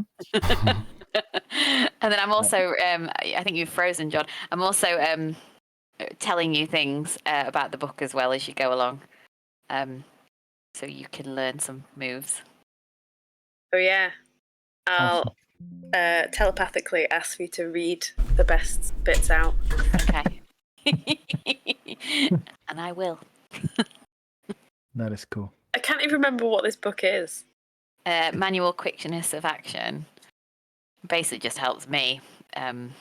It's like Dex improvement or something. Wonder what's happened Nice. to John. Sorry, I'm still here. It's just Oh, the camera pausing up. Okay. Sorry. As you are, Mir is very much focused on the direction, and Giselle is very much focused on her book. Tilly, I would like you to roll me 4d12. That feels like a lot of responsibility here. What do I want something? Low, high, anything? Nope, there's no. Okay, let's roll it. Do you want individual or sum? Individual, yeah. Okay, so start with 12, Yeah. then 9, 6, and 2. Okay. You notice that the flora becomes more like thicker and more jungle-like as you guys are basically approaching the edge, the very southern boundary of Snaketail Jungle. You notice a particularly unusual plant. You can see something called sunshine snakeroot.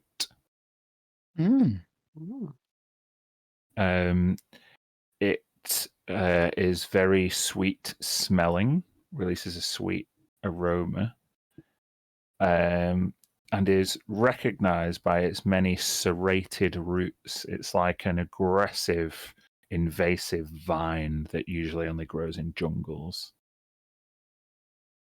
Okay. Just roll me one more d12. Mm-hmm.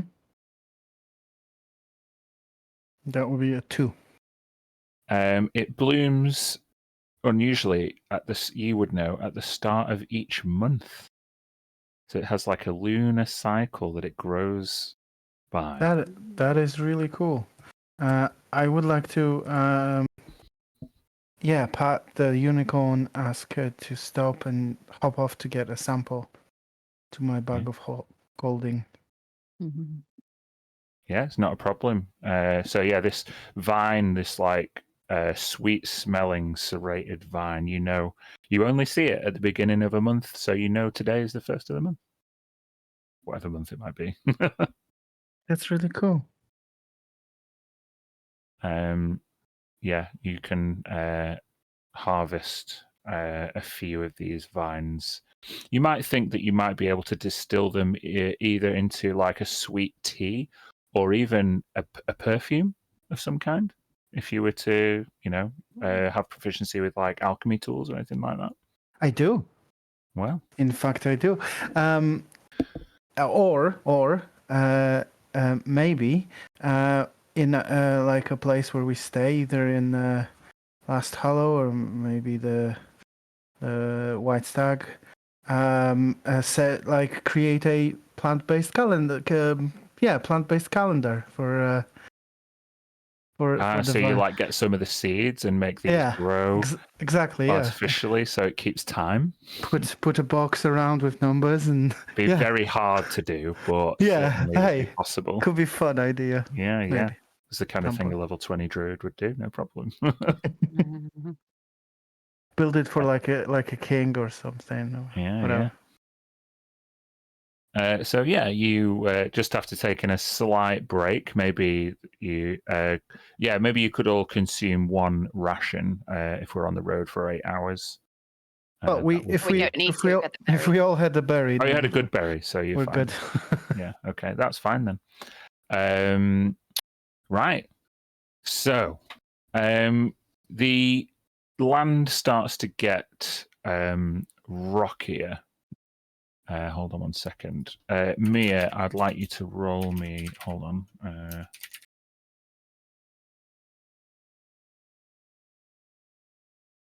Hold on. I'd like you to roll me a D100, if you will. Cool. Tell me what the result is. 47. 47. Oh, it is a clear sky, beautiful day. Yay! And yeah, you eventually, like, you're traversing like this kind of rockier and more windy path. That, like I say, the vegetation becomes more like well, not like hostile, but not like as in adversarial. It's just spikier and more invasive. Got to And watch where I put my hooves. yes, exactly. It becomes a little bit more treacherous. You start to see like rock, carved out rock that forms like various like valleys and pathways. And you start even to see like the remains of like roads. Anyone who is proficient in history can make a history check. If anyone is. Red with a 12, all you can discern really is that some of these roads were probably built during the settlement wars, but they're not very well trodden or well used these days. Just worked stone still in the ground. You do notice that at this time of year, a lot of the vegetation is like kind of dried out. I guess it's like late summer now, I think. And there's a distinct lack of like water around, even at the edge of the jungle. Like you feel as though the jungle is like partially receded because of the temperature, and you see like desiccated like trees, and like the leaves starts to get less and less green.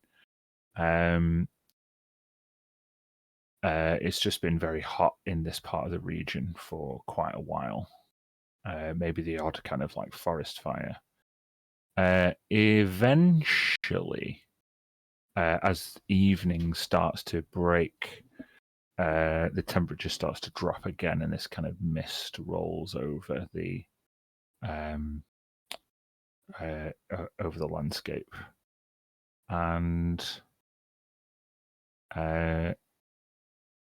you come across a more well-worked stone, and you start to see a convergence of buildings and outhouses.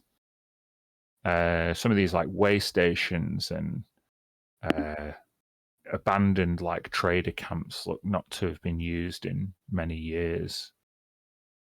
Rotten wood, mossy stone. Chill comes over the air, and a haze descends over the immediate horizon. you eventually come to the very periphery of what you assume is Draxmore College. Ooh, Cool. Very spoopy. A raven lands ominously on a nearby overhanging branch. Wow. Whoa. Oh, Does Mario it should give- love it here. Yeah. Can Giselle look up and see if she sees anything in a window? Like, you know, when you see old houses, you want to look to see if there's Yeah, any ghosts make a in the perception window. check. Tell me what the result is, if you will. 22. Yeah. Great.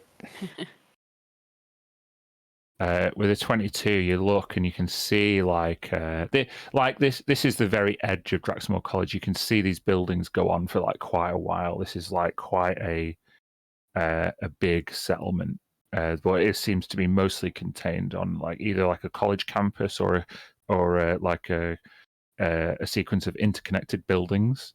You look up and you can see like dark windows and like you can see occasional like lace curtain flowing in the wind.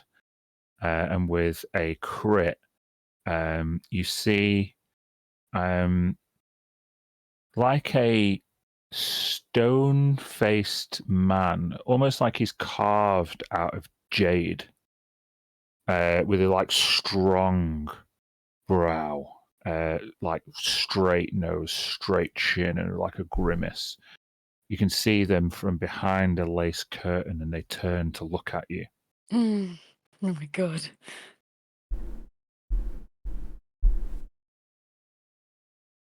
Who you waving to, Giselle? About this grimaced face, stoned man, strong brow, chiseled jaw. Wow. As Tilly, you look up to where she was looking. There's nothing there. Got good eyes. I can't see anything there. Nope. No.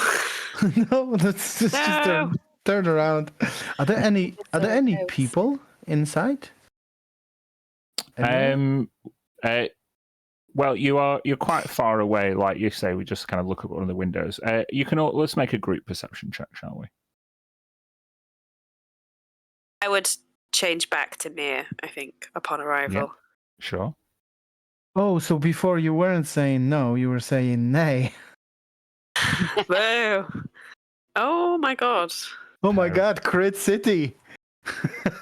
Yeah, we stop critting everything. Everyone just stop rolling crits. No, it's great. Okay, let me tell you who you encounter. God, And Tilly what got the happened to highest. Yeah, Red. I don't know. Red, like maybe you're having flashbacks from your nightmare. Still or got something. bites, Deal with right? this fucking horse. Like, trying to hitch it. Okay. Roll me a d8, Tilly. Will do. 4. 4.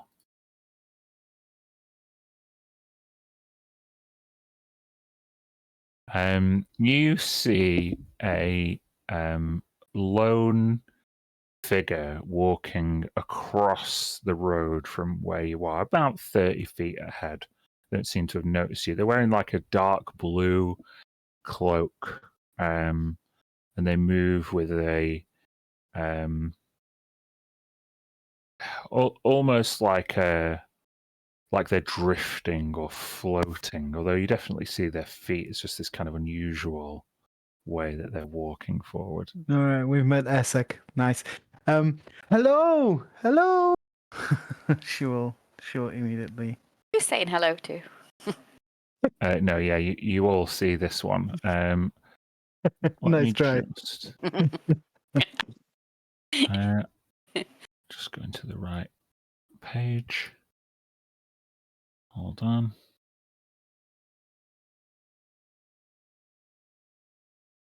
No, are we not playing games? Hold on. Like the students at this college who don't play games. It's the most depressing looking college I think I've ever See what I was doing. It really is very spooky. seen. Okay, you see. Wonder if I can post this. Can I share? Will you let me? Yeah. Maybe this will show you loads of shit that I don't want you to see. So don't Look at it. don't look at the details. But I can't really. I've described this one, but yeah, this is the kind of person that you see.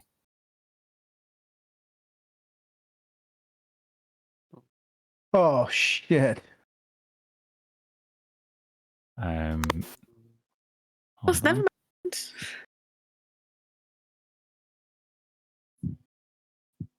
Hold on. Oh, horrible. Strong legs. Good muscles. Deadlifts, definitely. Yeah. Good. Strong on the leg day. Nice. As you Good say dental hello, hygiene. they Yep. turn towards you. You see these like red eyes and this kind of green skin. Yes. Hi. No, it's lovely to meet you. We're here to visit the college.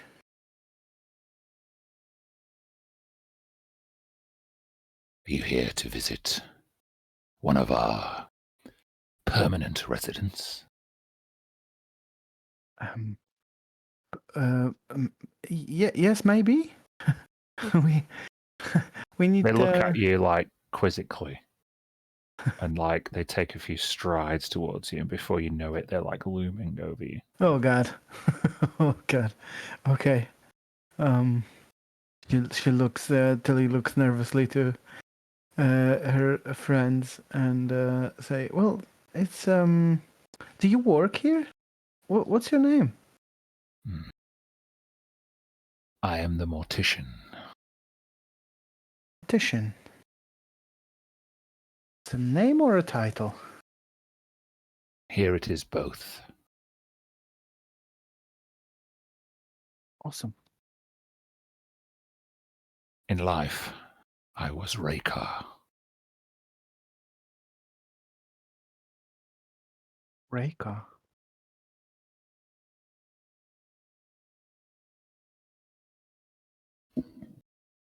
That means now you're not alive? Like so many here at Draxmore, we flit between the veil, between life and death.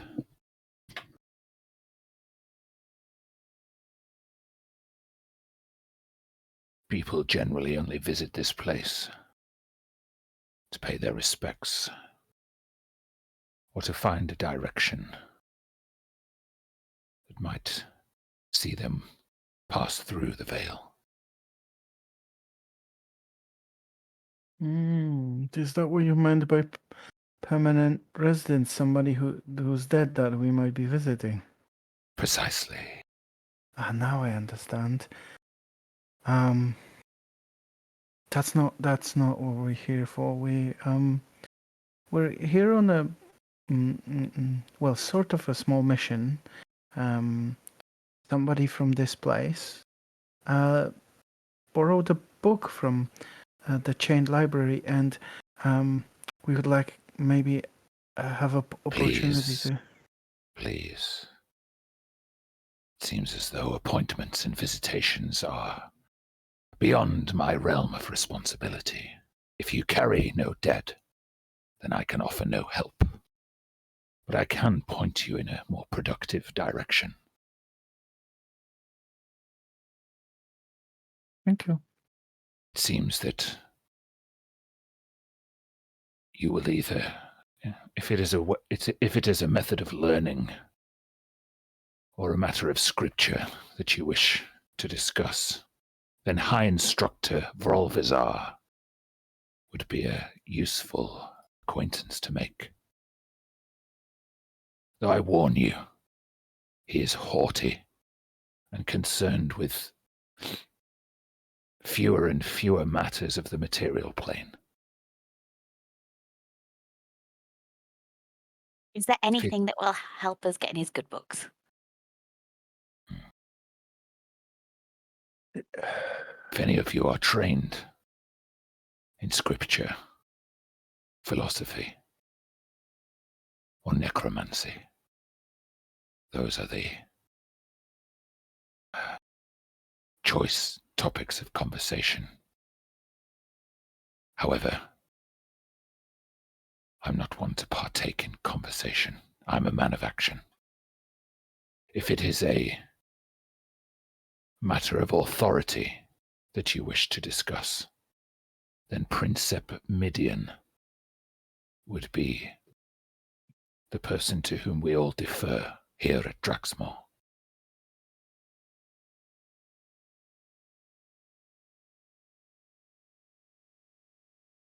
I wish you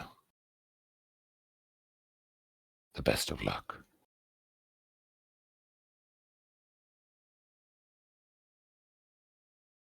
Tread carefully. We'll try. Thank you. Lovely to meet you. You're spelling Vrolvizar. Yeah. That would help. I also would love to know whether what you said was what I thought you said, and I just Googled it because I never heard this word before. And I don't think that's what you said. I posted it in a Discord chat when he described the High Instructor. That's not what you said, did you? No. I said this word.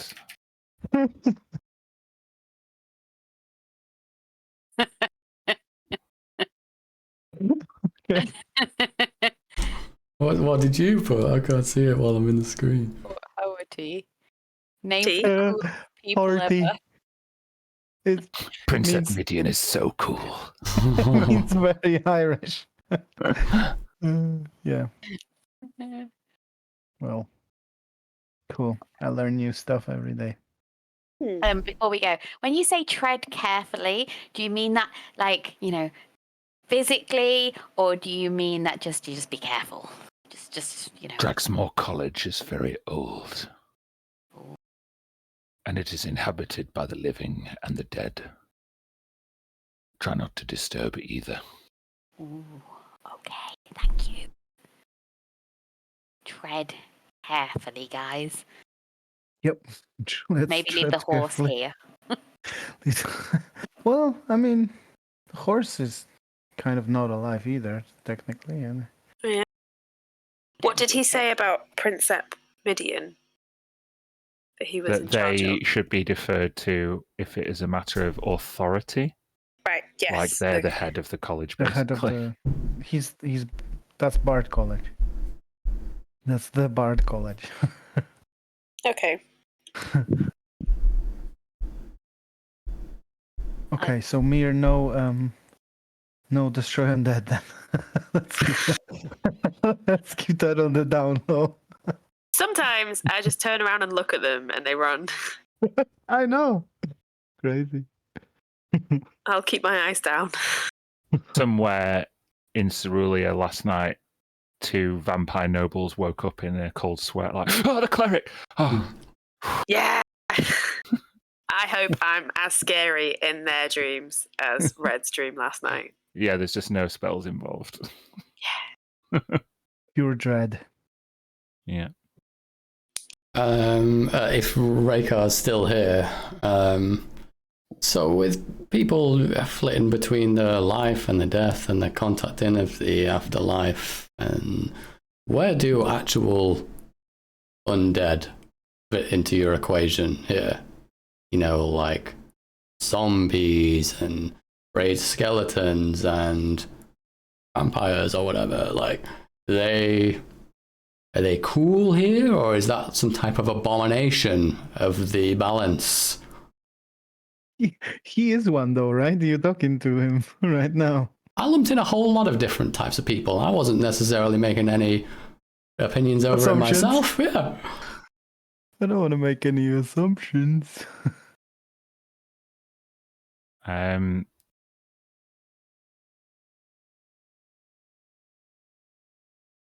If you're asking whether my presence offends Princept or High Instructor, then I would say no.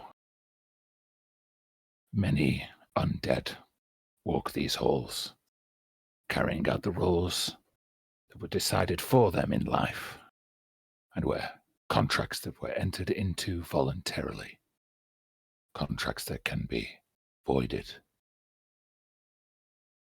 by the Princept's orders. If you wish to discuss matters of philosophy and outlook, I suggest you speak with them. Fair enough. And then he just, without saying goodbye anymore, he kind of just turns around and trudges off. Floats away. Yeah. It looks like he trudges, but he does float.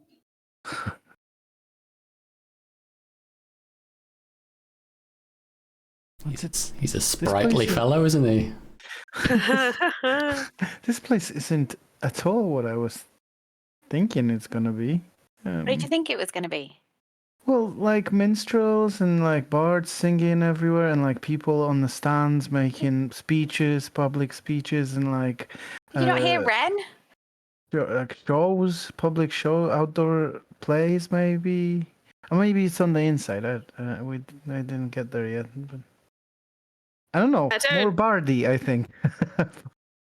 Said it was all about souls and necromancy and Yeah, dead things. I forgot about that part. I forgot about that part.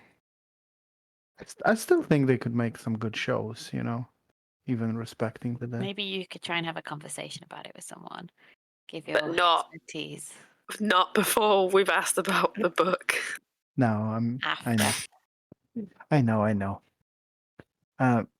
Definitely interesting place. How did he tell us where to find the High Instructor? No. Nope. And we didn't ask. He said he'd point us in the right direction. And then gave us an explanation and then didn't point us in the right direction. Well, gave us a name we could ask. Yeah. I guess we're going. It kind of looks, it doesn't look like, there's no security guards around. It's just kind of, it seems like a bit of a, a place where people drift in and out of, literally. What are you going to do? Kill someone? Like, it doesn't matter, does it? But hey, if we got to deal and trade in scripture and written knowledges and stuff, I mean, we got some stuff, right? I got this. I'm gonna pull out the Mimir skull. Yeah. We can let them borrow this for half an hour. Yeah. And maybe my membership at the Chained Library might help. Definitely will carry some weight. I mean, they must have membership too, right? Because they were able to borrow a book. As Red produces the Mimir skull, it like clicks and whirs interaction, and then just floats. Are you attuned to the Mimir skull currently? I'm not. No, not currently. No. Then it floats around all of you for a second, and then settles like kind of near location unknown.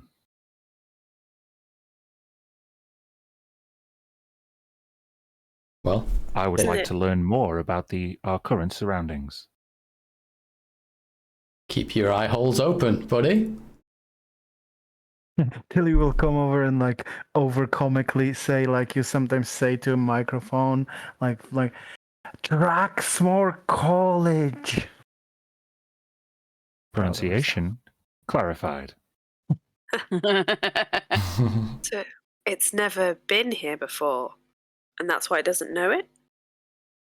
Well, I get the impression that so far it's been mainly to the outer planes, the outlands, all that kind of stuff. So Nobody's fed it the knowledge of, or it's never been here. Yeah. You didn't do a lot of material playing, I guess. Okay. Well, I hope. Well, maybe we can teach it stuff. That'd be interesting.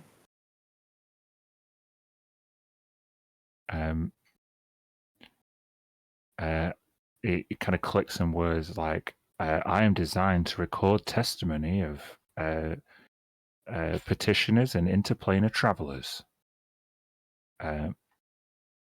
If you could identify an interplanar traveler who fits that description, then I would love to hear stories from them. And then it clicks down and then lands back in your hand, Red. Hey. Teach him some stuff. Cool. Okay. I guess we're going in.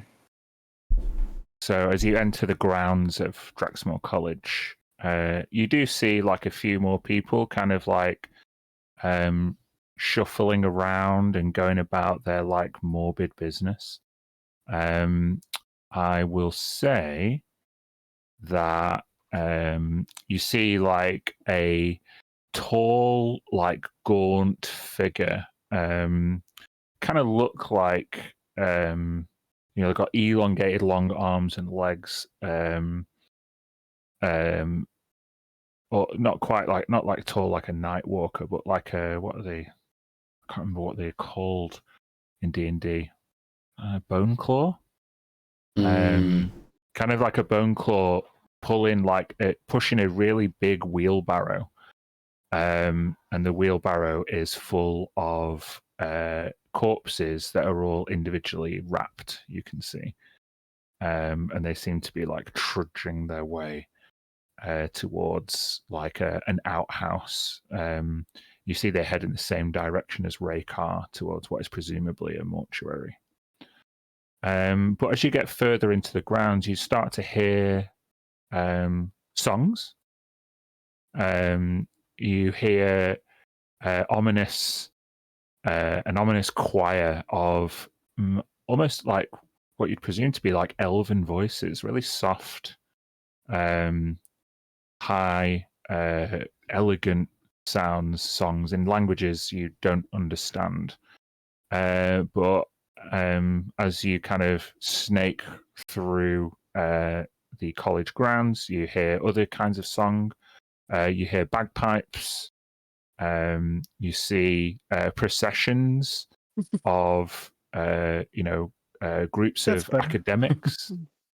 And it starts to become not busy, but you see more and more activity the further you go into Draxmore College.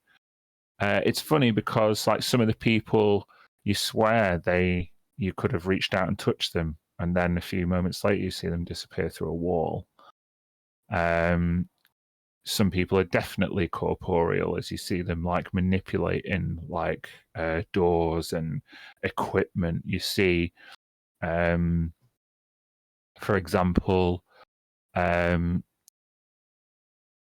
somebody is kind of pushing a trolley down, a merchant's trolley, and it rattles with glass bottles, and you can see that they seem to be moving bottles and jars of various trinkets that contain things like eyeballs and fingernails and other things like that. It's a real strange place, Draxmore College, that seems to be conflated with multiple purposes, yet lost and without purpose all at the same time. So yeah. Who are you trying to seek out? What are you looking for? Do we want the high instructor?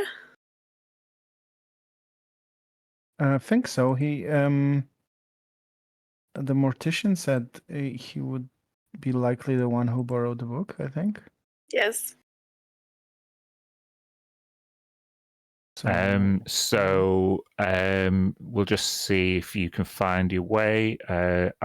You can choose who makes the investigation check. Just trying to find, like, reading signs, speaking to people, trying to get there. I've got 0. Yeah, I'm not good at it. 4. Plus Yeah. 7. Hey, there you go. Go on, Ding, Eagle Eye ding, Janelle. ding. Janelle. Janelle. Janelle. Also ego. Yeah. Giselle from another reality, Janelle. Janelle the investigator. Look at that. 23. You are no stranger to places of academic study, and just intuitively, you find your way.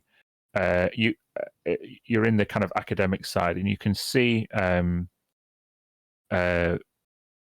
there's kind of classrooms and labs that you kind of walk past, and you can see people who look like the mortician, like openly conducting like surgery as they like go through like the embalming process of a corpse.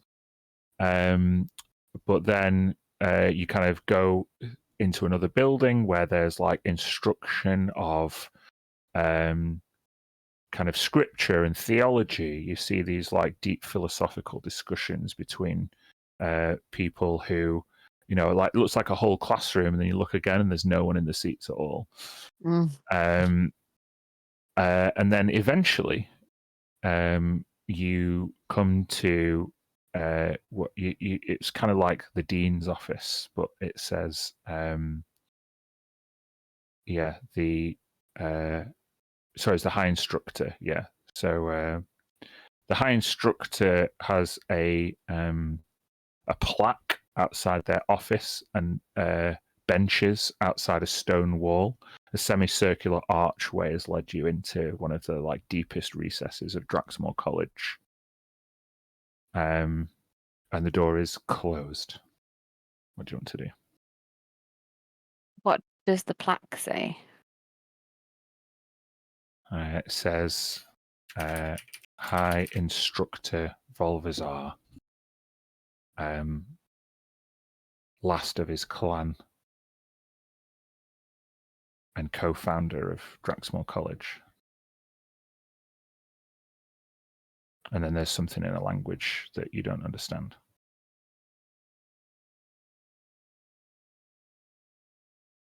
Good job, Giselle. Yeah. Nice job finding it. Yeah. Yeah. Feel like I knew where I was going. Yeah, it's such a huge place and never been in anything like this. Is overwhelming, and people just spend like months, like years learning stuff. Depends on their course. If I put on my scribe's lenses and look at the writing, can I now understand what it says? You realise that the writing is in Goblin. Ooh. Woof. Okay. Weird. And it says,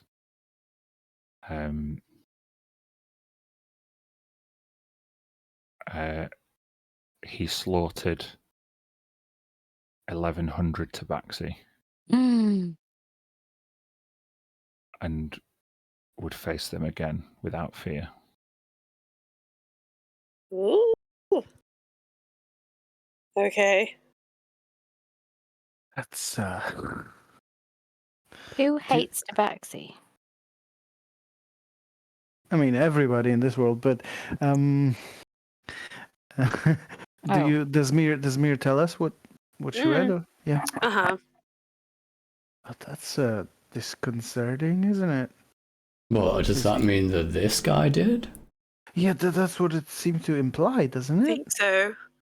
Is it written in like quotes or anything?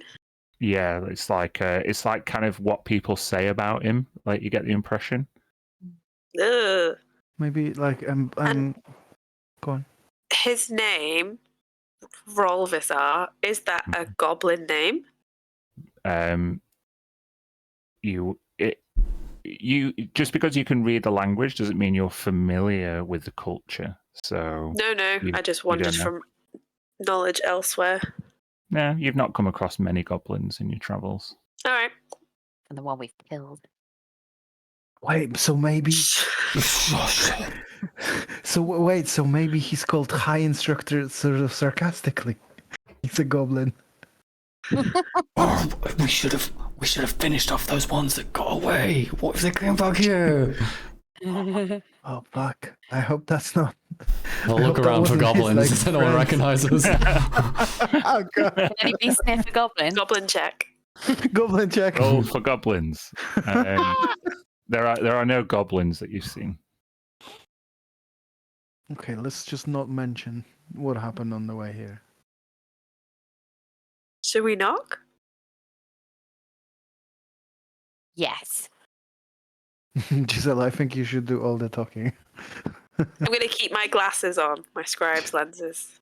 Just don't mention the goblins. No goblins. Whatever you I do, will use do disguise not self mention to the goblins.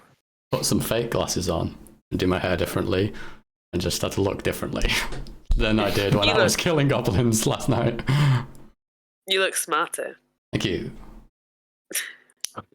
Wouldn't take much. Carl. I say to 12, do not mention the goblins, please. You see, no, it's all- putting a rock on top of the bench and looking at it. Nice. He used to be a lot more articulate, but I think he got more stupid since we came back. He's just living his best life. All right. Okay, cool. Let's go. Tat-a-tat-tat. Before the third knock hits the door, it opens by itself. Oh my god. Are you ready for this, guys? Deep breaths. Come in. Giselle goes in. Yeah, I'll go. Yep, follow.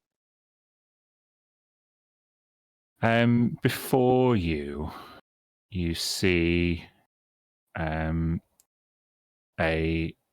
office, like the dean of a college of in an Ivy League university. There's various. There's like a huge walnut desk that is well varnished, but also partially rotten at the same time. There is archways in this mostly stone floor, but in the archways there's loads and loads of bookcases. There is a map on the wall of a continent that's unfamiliar at first. You see a chess set on the desk, as well as a pile of papers, scrolls, and a telescope propped up in the corner behind the desk. This broad bay window stretches out onto Snaketail Jungle, or the gardens that lead up to Snaketail Jungle. There is a stone statue in the corner of a hobgoblin warrior defeating their adversary in a duel, it seems. And what you see is a haggard and hunched over old hobgoblin, an otherwise what would be tall, red-skinned warrior with a receding hairline with many, many grey hairs, and a gold tiara that sits on top of their forehead. They have many nose piercings and even spines across their brow. They have a pronounced chin with a Fu Manchu mustache that goes long down into his chest.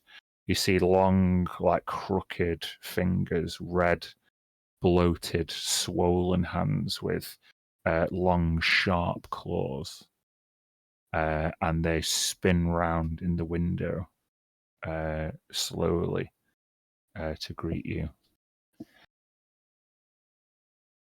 Yes. Hi.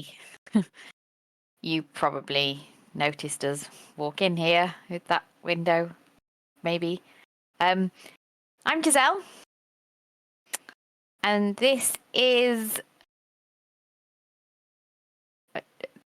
my group of friends.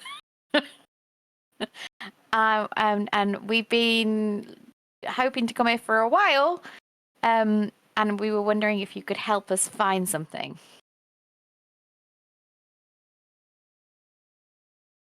Most people who travel to Draxmore are looking to find peace or closure.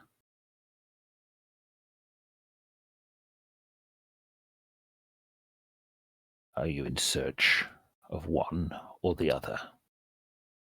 I mean, I guess we're all in search of peace in some way. And closure in other ways. Right, Red? All right, Mia? Yes. Maybe, even, yeah. But that's not our primary adventure. We're looking for something physical. A book.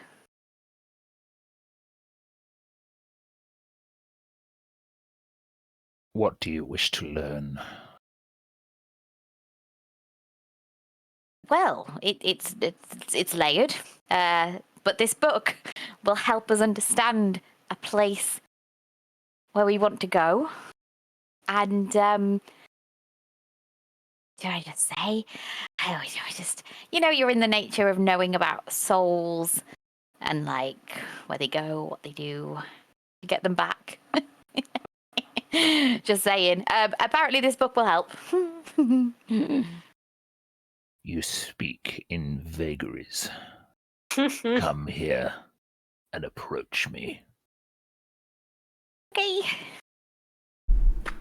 She approaches. He rises out of his chair and he pulls a cane out. The cane has a diamond embedded into the top. It's quite considerable. And he rises to meet you, and he extends his hand like a grandma who wants to take a good look at you because it's been so long since she laid eyes on you. But he grabs both of your delicate wrists in his kind of swollen red paw. He's hunched over.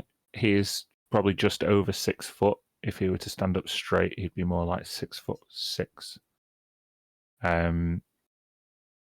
And you feel the heat in his hands. I have seen many with your malady walk these halls over the years.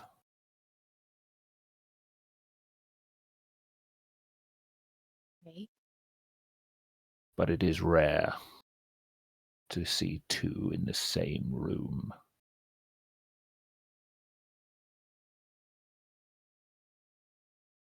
Tiddy, that's you. He's good. Yeah. I nudge Tilly over.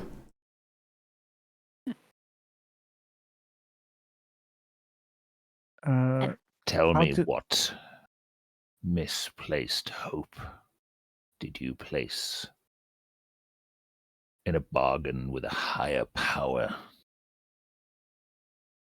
What folly did you embark upon which would leave you to trade away the only thing you truly own?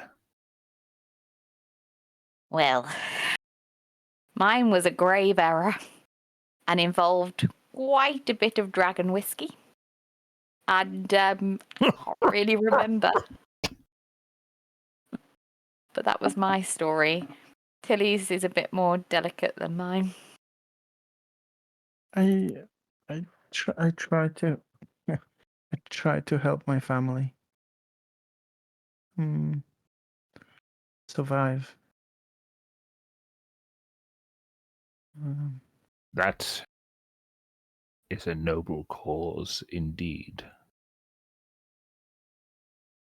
Tell me, was it worth it? Ask me again in some time when we're back, if we're back from that place, and then I'll tell you. I hope so. With all my heart and my belonging to someone else's soul, I hope it was worth it. Much more worth it than my story.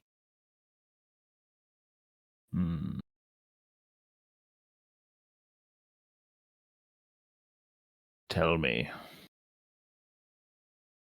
what do you know of where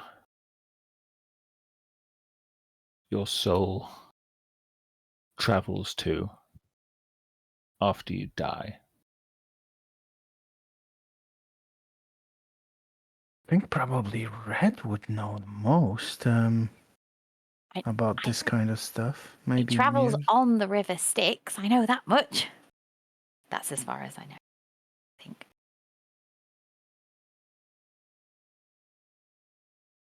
Red? We could compare notes. Book of Radiance. You wish to study and learn more about your immortal souls, then you have come to the right place. We shall embark upon your re-education. Right. But I shall not part with my secrets as like one would part with their soul after one too many glasses of dragon whiskey. Shots fired. Like You being will shamed for it. demonstrate your resolve and your dedication. Sounds like a good deal to me. I'll do anything. Whatever you deem necessary. Then you will assist my compatriots in their duties. You Wait. will learn the faculties of the dead and the responsibilities of those who guide them. As part of the tests in this study, we don't have to kill innocent things, do we? The killing is easy. And he looks No, it's not. He looks over to this statue. It is the grief that is difficult. Ooh, that's deep.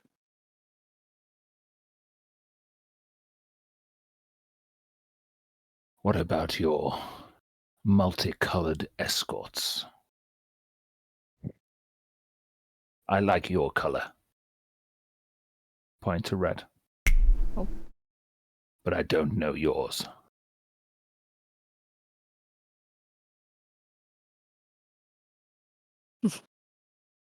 You spy me through enchanted glasses. What do you hope to learn? Nothing. I wear them to help me, to understand, to read. I know that this is a learned place, and I thought rather than take them on and off, I would just leave them on. Your excuse is acceptable. What did you mean about my colour? I've never met a being such as you before. Oh.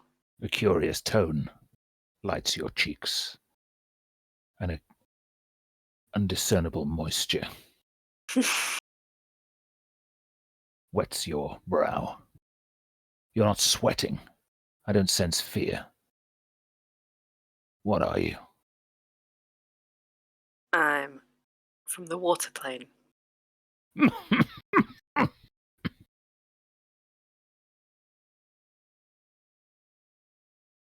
Traveled a long way. Yes, but I've... Learn about matters material. When you could just keep treading the currents of the inner planes. What do you hope to learn from foolish mortals such as we? I care more about matters of the weave, and that affects everyone, no matter what plane they're on. Mm. A learned sister indeed. Still learning. What about you, my tiefling friend? To be honest, we were just trying to get this book. This is all pretty cool. Great office. And you seem really cool. That shit you said about the killing being easy was badass. And then you followed up with like that learned wisdom. Yeah, that was really cool. But it's called The Funeral's Lament. And we were sent it from the Chained Library, which is a couple days out of town. And we were just hoping maybe like a quick trade, or if you were finished reading it or anything like that, we could just, one of us this blue one works there, so we could just even just take it back for you anyway. So probably just save you some time. We could just grab the book. Did you just call me this blue one? I think you did. Yeah. You're the blue one. I'm the red one. You, Oh yeah, The yeah. small one. it was The just weird one. vibing, you know. It's just like Sorry, Giselle. You look different. Small All the one, really. changes. That's what you're gonna go with. Small. Okay. Weird, I got. So you Well, I went. will win. She's right. It's the book that we're after. Such urgency betrays your insecurity, tiefling. Jeez. Don't need to hit me like that, man. Said you had a nice office. Indeed. Should we take a look at that cough? It sounds really bad. Like I'm a healer. I could maybe. Are you okay?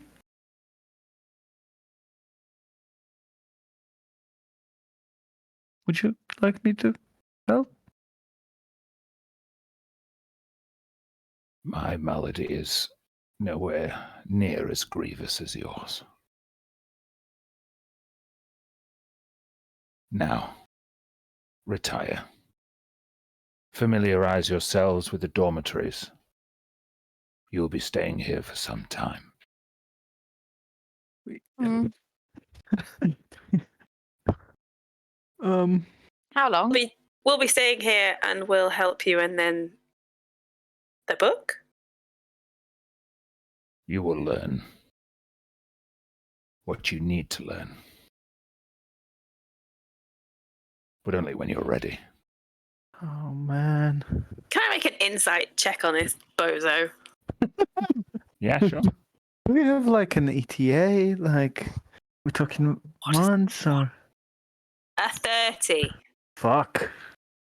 With a 30, this guy is serious. And he takes himself seriously. And things at Draxmore, it seems as though he is used to giving orders where the task might be something that someone has to do for the rest of their life. Oh fuck. Okay. He's not gonna like... No, he's Kill us. very, very earnest. Okay, right, I see. But is there like a fast track option? We can pay! We've got things to do, people to save, Souls to get retrieve. back. Yeah. Greedy exchanges were what got you into this mess in the first place. But our willingness to help others should help. You will learn humility. Seek out the mortician. Oh, Get the board. we met them. Then you have taken more than your first step on your journey. Okay. They're going along pretty quick. Fuck, but how many steps is Fast there? track. Can I take a sneaky look around this room to see if that book just is lying around somewhere? You make a perception check. If you want to make it obvious, you can roll it straight. If you're trying to do it sneakily, you can do it at disadvantage. Yeah, let's do it at disadvantage. Just 12. There are a lot of books here. A lot of freaking books. Okay. With a 12, the thing that is most obvious in the room when you turn around is the map.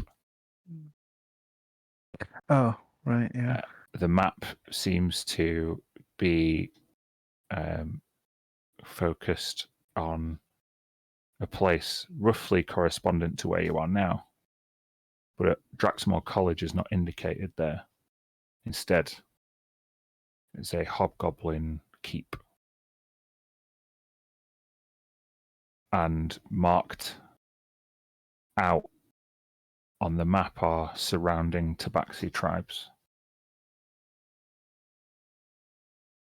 Does it look like it's just showing the past? Oh, it's really old. Yeah.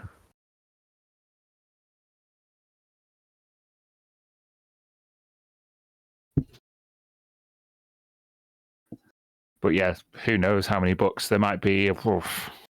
Yeah. Maybe 800 books in here. No, I didn't think I was going to skip the entire quest just by one roll, but hey, it was worth a try.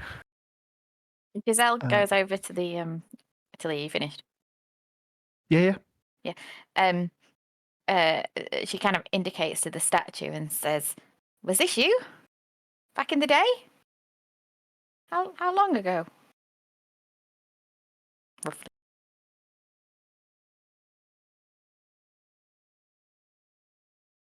I am grateful that my deeds were celebrated.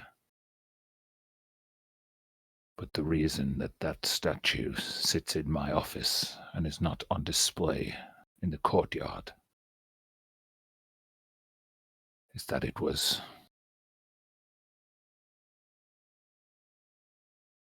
a different version of myself, someone who I no longer recognize.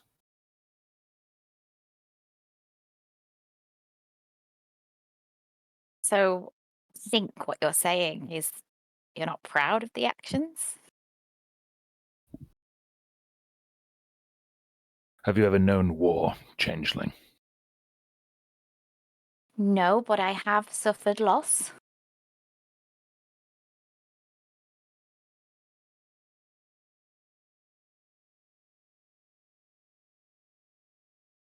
Whose loss have you suffered? Like a bunch of friends that were helping me. In fact, one was called Zeb. Goblin, actually. Heard of a Zeb?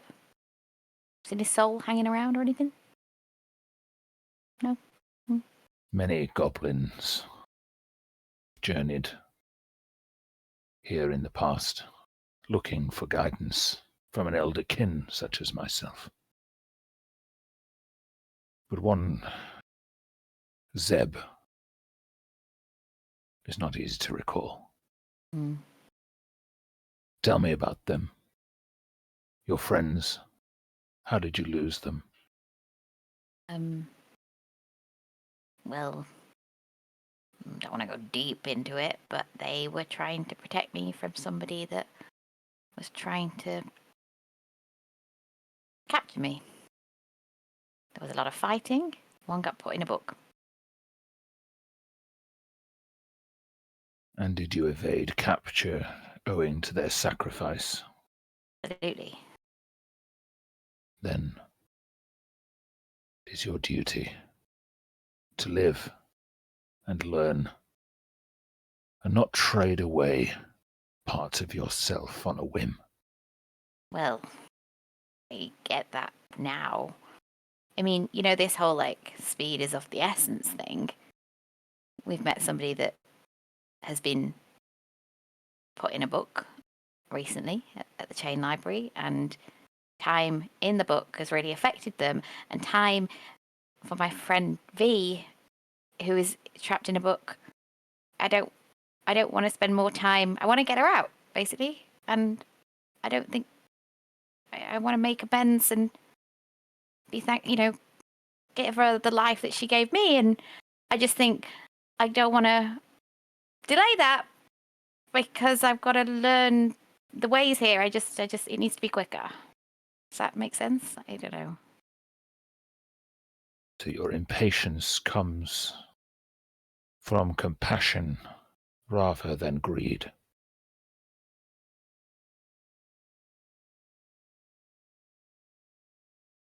You may not be as feckless as I first anticipated. Thanks, I think. Still, you will report to the mortician. They will appraise you of a job, and you will learn. If you are as advanced in the ways of compassion and selflessness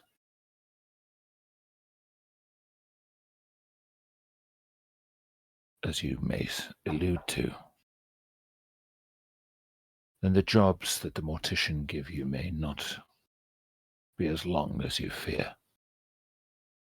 and you may yet be reunited with your friend, one way or the other. Okay.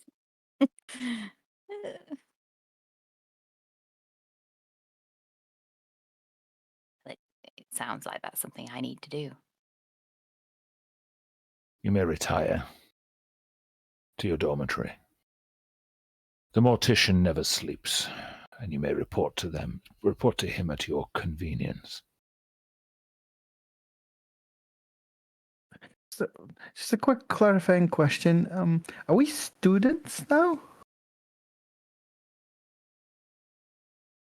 In the respect that you have a lot to learn, yes. But we do not have a prospectus or admissions process, if that is what you are alluding to. No. Okay. Student card discounts? I thought I'd really get into this whole man, we need to organize a party or something that way.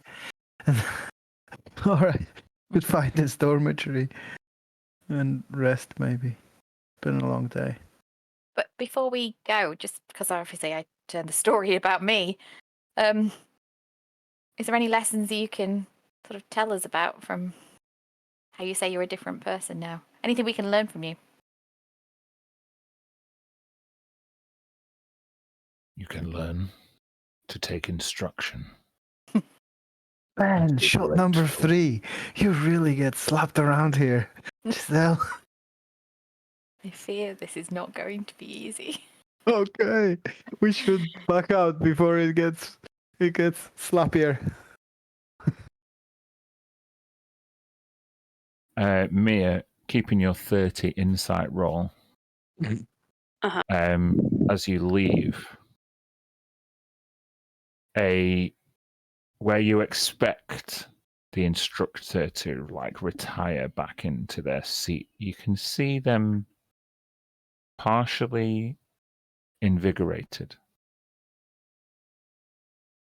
Seems as though Giselle's story affected him.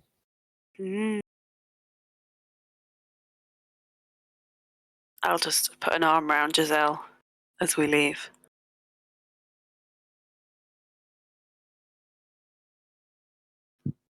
The door closes behind you. So? Break. No, I'm kidding. Oh. Killing is easy. Killing is easy. Report to the mortician. He is Some cool definitely watching shit. you right now. Yeah, it's cool. Also, we can say it before we kill some people next time. You know? He apparently liked your color, but then, yeah, that was kind of That's unusual.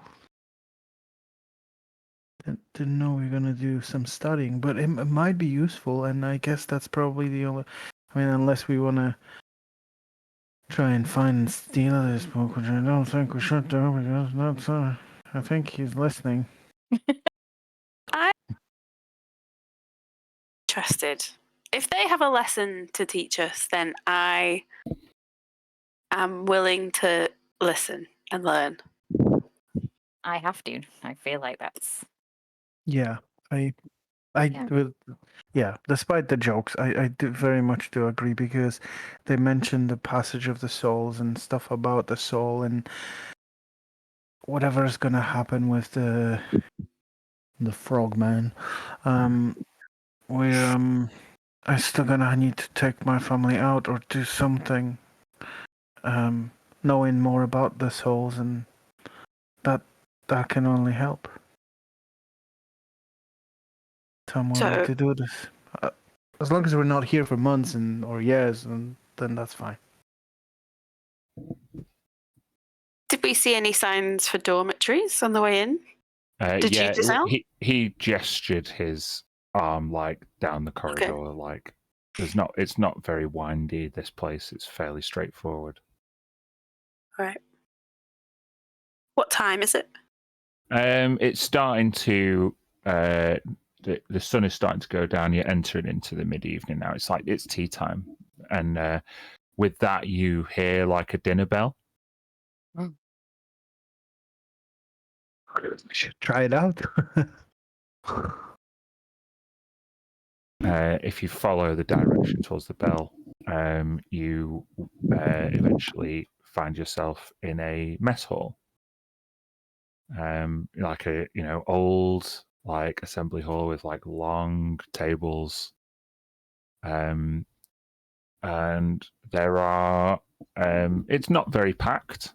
Like you notice a few different people.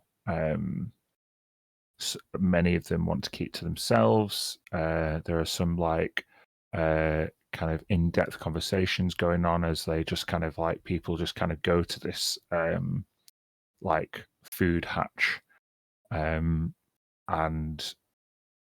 taking like trays and snacks and other kinds of foods with them. They're kind of in-depth in conversation. Nobody seems to really mind or bother you. Like I say, it's very much a place for like waifs and strays to come through.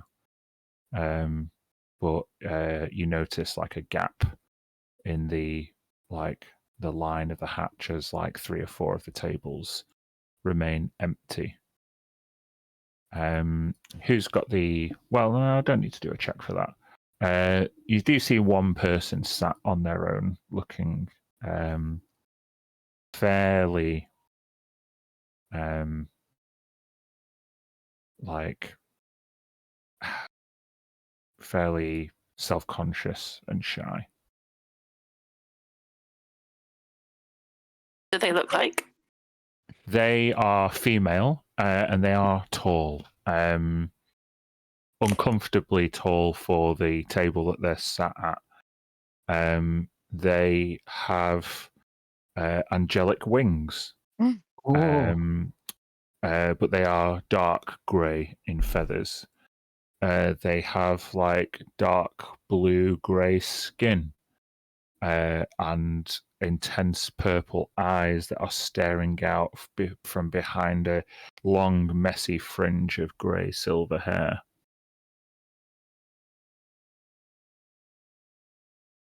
This is the kind of place where everyone is a goth, right? Yeah, this is goth school.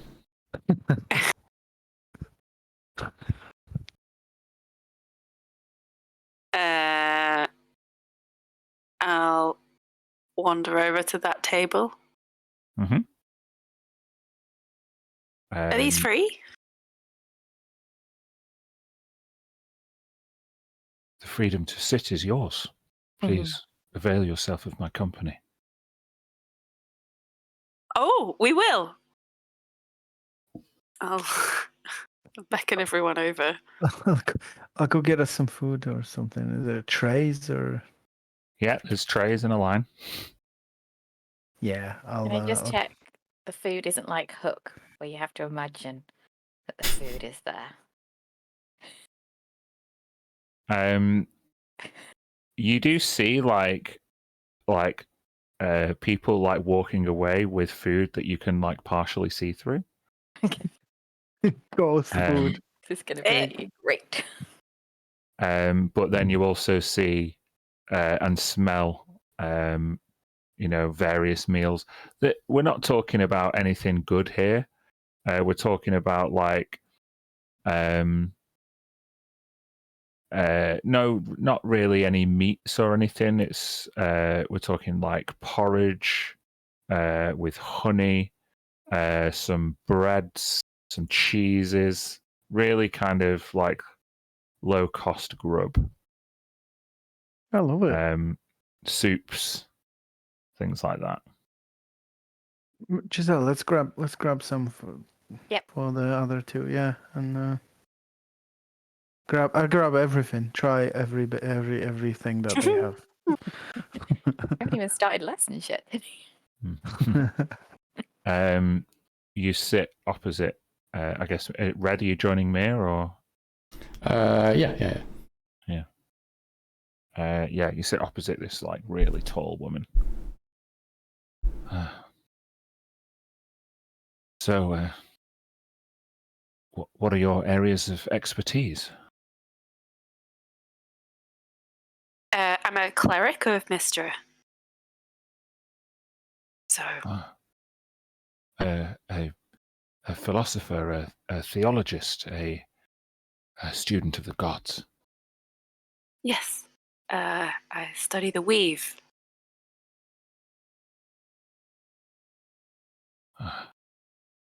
Binding us together, the only true source of power. I respect that. And what about you? I'm sorry,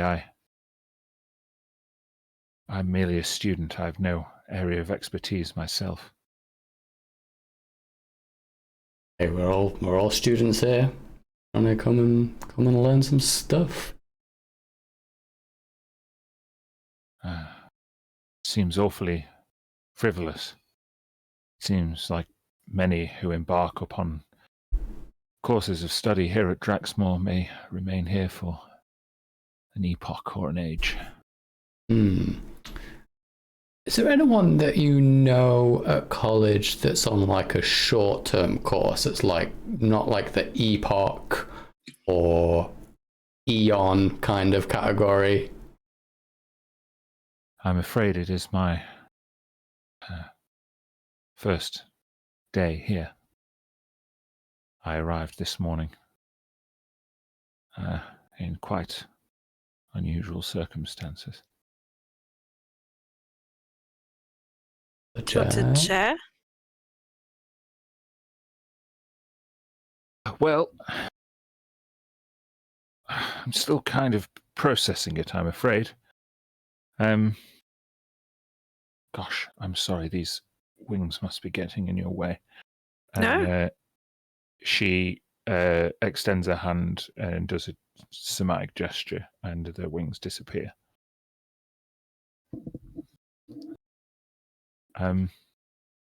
Well, I am not only new to Draxmore College, but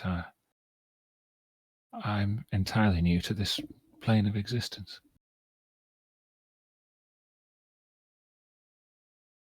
Welcome. Yes, it is quite a dour place. Not everywhere.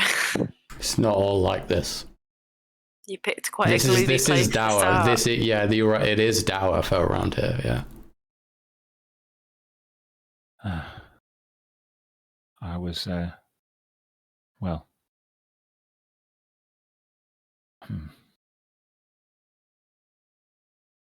I used to live in a place with vaunted halls of choirs and choruses, and I used to sing with my kin at the gate of Excelsior. hoping to one day make the journey beyond the threshold, join my celestial kin and I, beyond the threshold, to have our voices fill the halls of Mount Celestia. But it seems as though if one is to be so dedicated, one can never afford a moment to take their eye from the prize. Have you ever done What that? happened? Gotten distracted?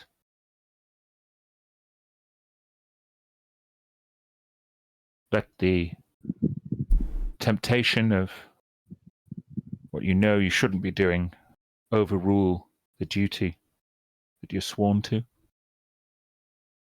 All the time. That's so crazy that you came from Mount Celestia? Celsius? No. Excelsior is merely one of the gateways to Mount Celestia. Unfortunately, it resides in a place called the Outlands. That's crazy. Because we're trying to get to the Outlands. I'm trying to get to Mount Celestia. Well, I'm afraid you've made an acquaintance of one who has gone in precisely the opposite direction. I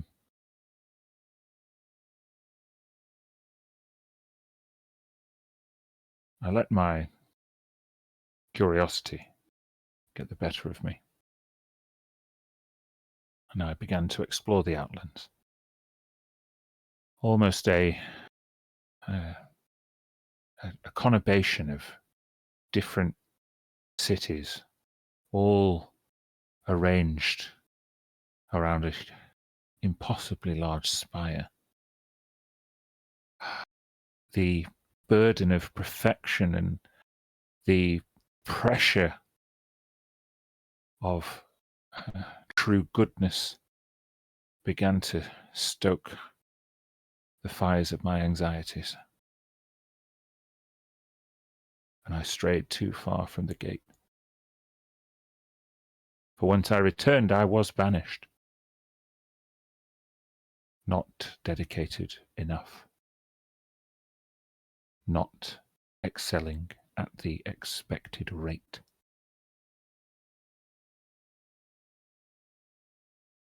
And I was banished here. Here to learn under the dominion of Factal Skull.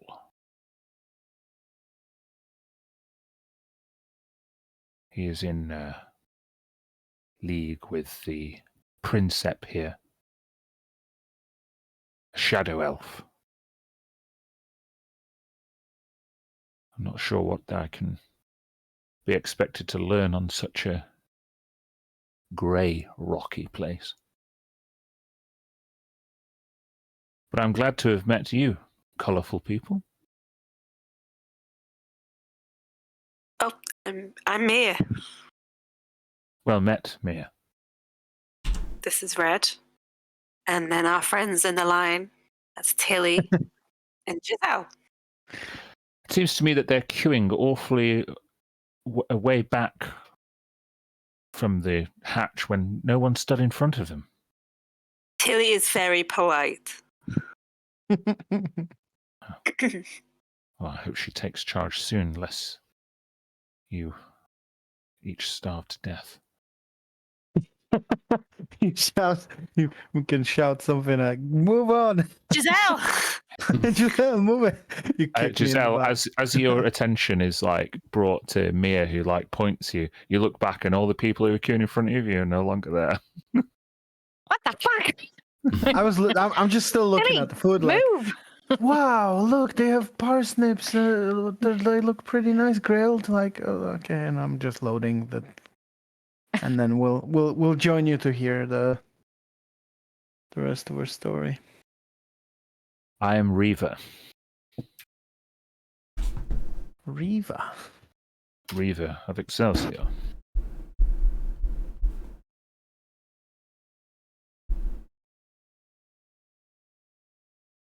I was betting on double E, Riva, but no. Reva, do you have advice for our friend who is also trying to get to Mount Celestia? I wouldn't advise traversing the Outlands without a guide. There are many different factions with many different philosophies and ideologies. Some of those factions might not think twice about dealing you low in a underhanded deal or crossing you with violence.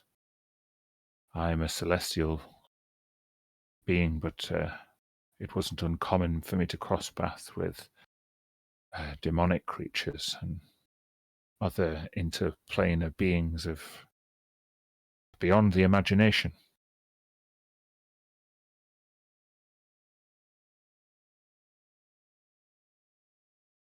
I must get back there. I must learn to sing again. Get the fundamentals back under the tutelage of the instructors here. Have you met any of the instructors? I'm yet to have my induction meeting. We're in the same boat. One. You have met one. Hi, instructor.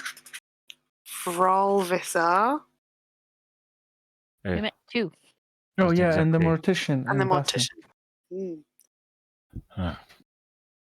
Seems as though your inquiries might be above mere choir practice.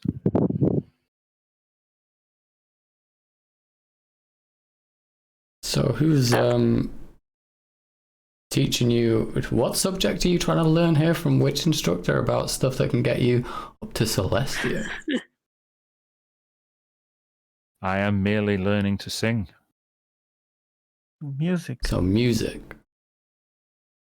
Yes. My dalliances from the gates of Excelsior apparently made me rusty, dulled the brilliance of my craft. I must relearn that expertise and perfect my voice once more if I am to grace the beyond Excelsior and grace Mount Celestia with my vocal talents. However, when I arrived here, I was not nearly as motivated as I am now. And you see, they just keep looking around in disbelief at how grey and dark and like dim this place is. I cast Druid Craft and put some flowers on the table.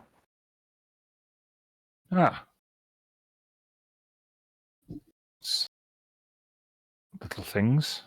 I guess we're going to have to be very mindful of appreciating the little things. You should be more optimistic about life. Well, try to, at least. Optimism is something that is born of worry and acceptance. But I really have to believe in the inevitable outcome that I will succeed. I'm a creature of the upper planes. And I'm sure that this is just a temporary setback. As he looks, she looks next to her, like further down the table, and you can see like the ghost of a goblin, like vomiting over no. over the desk. I'm like, it might just be me, but like you describe the faith and belief in your inevitable success is the definition of optimism. No, optimism is it implies that it's not certain. Optimism is a belief, but success, for me, it is certain. I need Certainty. not Okay, believe. I understand. I like this. I wish maybe I could see the world a bit more like you do. Instead, I just hope and try to be optimistic. Well, I'm trying to not let this temporary setback dull my spirits, and I'm trying not to get too attached to this place. Right, I just had a thought. Like, you know who you should introduce her to, right? Your little mechanical friend. The horse? No, no, but I love your thinking. Oh. We should. Oh, of course. I'll pull out the Mimir skull and put it on the table.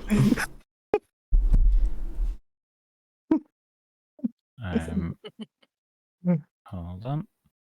The horse. That is what I thought as well. So good. Oh, she said something about horses. Oh, I'm in the wrong place here. Hold on. Dee-dee-dee-dee-dee-dee.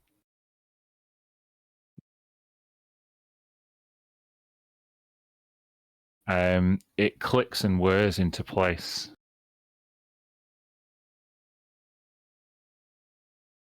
And it seems to like its eyes like flicker as if they're like scanning Reva for a second.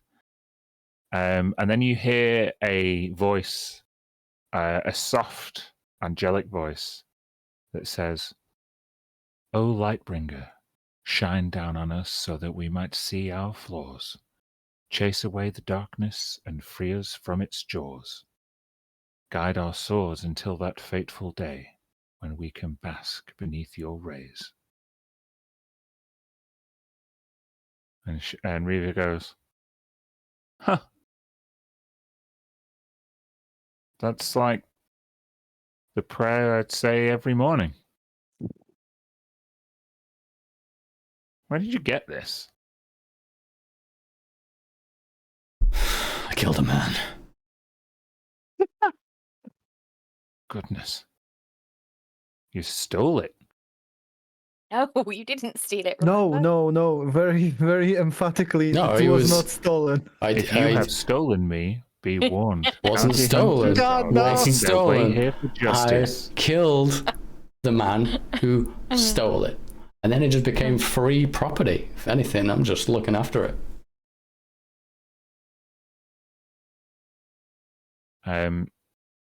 Identify. And it looks towards Reva. I am Reva. And you get the sense that it's like recording. I was sent here by the Archons. And basically she retells the story of her kind of journey away from Excelsior and her banishment into the material plane. Nice. So yeah, she embellishes her story and she reveals a lot of information about Excelsior. And I'm not going to read you all of the information that she knows. But if you want to know anything about Excelsior, then you can ask the Mimir now, because its knowledge has been embellished upon. Only if you attune to the Mimir, though. Cool. Well, How's what the an food? odd contraption. Let's eat. How is it? You see Reva's got like 4 or 5 meals worth to herself. She's absolutely massive. She is an ASMR, which would be obvious to you. Yep. Can Giselle in Celestial say, "Hey, Reva, don't happen to have anything engraved with the symbol of the outer planes worth 500 gold pieces, do you? That I can buy off you?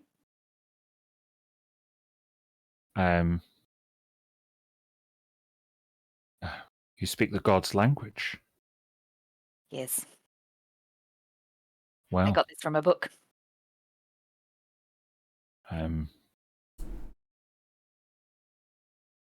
The Mimir in front of you would be worth at least that amount, if not a lot more, and is engraved with many symbols of the outer planes. Oh. Hey, great news. Thanks. Hey, Red. Can I borrow this? Like, I can carry it in my bag of holding, hey? Yeah, sure, I guess. I'll just roll the head along the table. You're here for any time you need it. I'll just carry it from now on. Cool. Does Cool. it say "woo" as it's rolling on the table? Whee! Yeah, it says rotary destabilization. It's fine, he loves it, So anyway, Reva, where the party at? That's what we were all wondering. The new freshman year, right? It does seem like an occasion that one would celebrate. Exactly. Well, wine doesn't seem to be exactly free-flowing. Yeah, that's what I was thinking. Hey, it's college party. I got you. Until he starts taking out mushrooms. You'll get us expelled. Devil root. Pipe. Where are we going? We're doing this? Well, we gotta talk the party up a bit first. Like, come on. And I was gonna start like using thaumaturgy to like whisper like next to people's table, like, oh, like you hear about those 5 new girls? Like, oh, they're so cool. Like, I'd one of them killed a dragon, and like, hey, the party tonight. It's gonna be in the dorms, and like, party. I mean, like whispers everywhere. There's like 3 people, so it's like weird as fuck. Just make a persuasion check. Oh my god, I love it. 22. Oh god, nice. There is one younger like squire. You can see there's like a big stack of books next to him, and he is like stuffing a like Sherlock Holmes pipe full of tobacco, and he looks up and is like, "There's a party going on here." I try and catch his gaze from across the hall, and I'm like,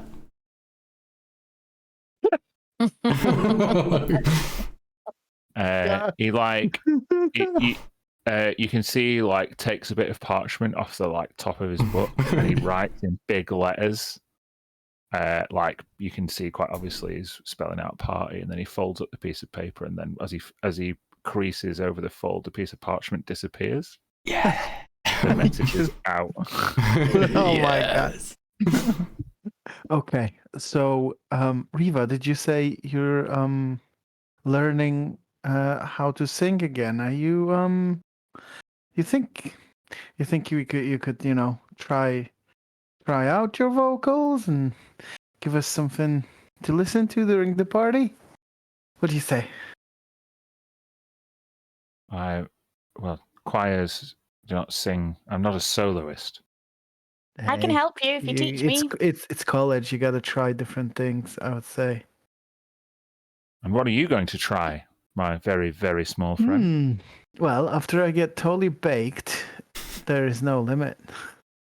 I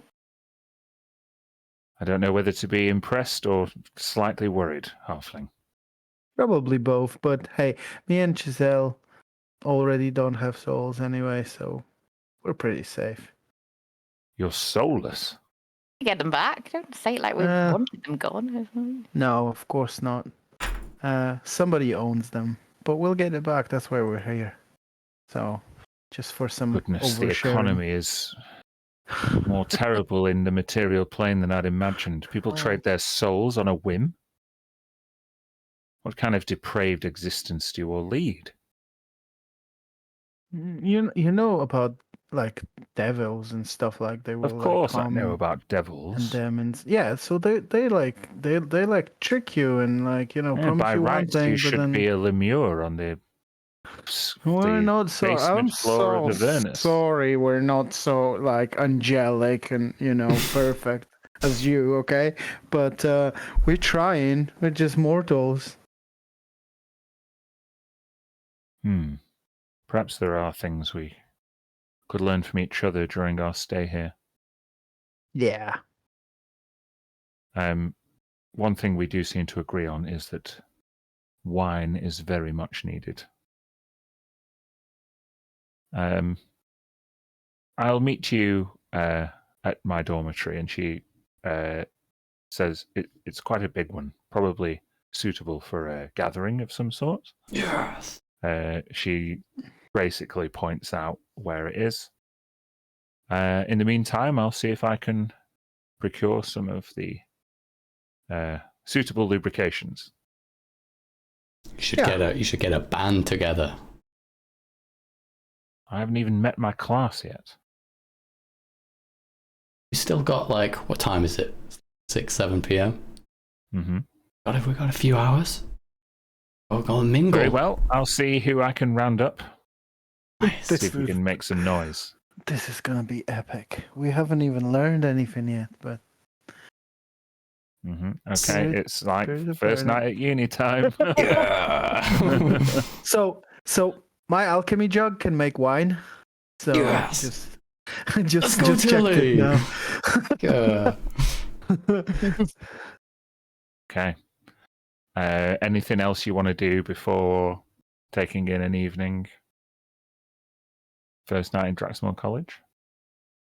I'm just going to keep spreading rumors about us all being really cool dragon killers, fucking demon killers. They don't even have to be rumors, to be fair. I'll try and make them. I just draw from experience.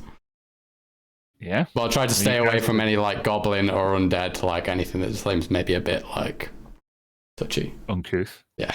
Yeah. Can Giselle get a couple of hours in before the party? Absolutely. Give yourself 3 more hours.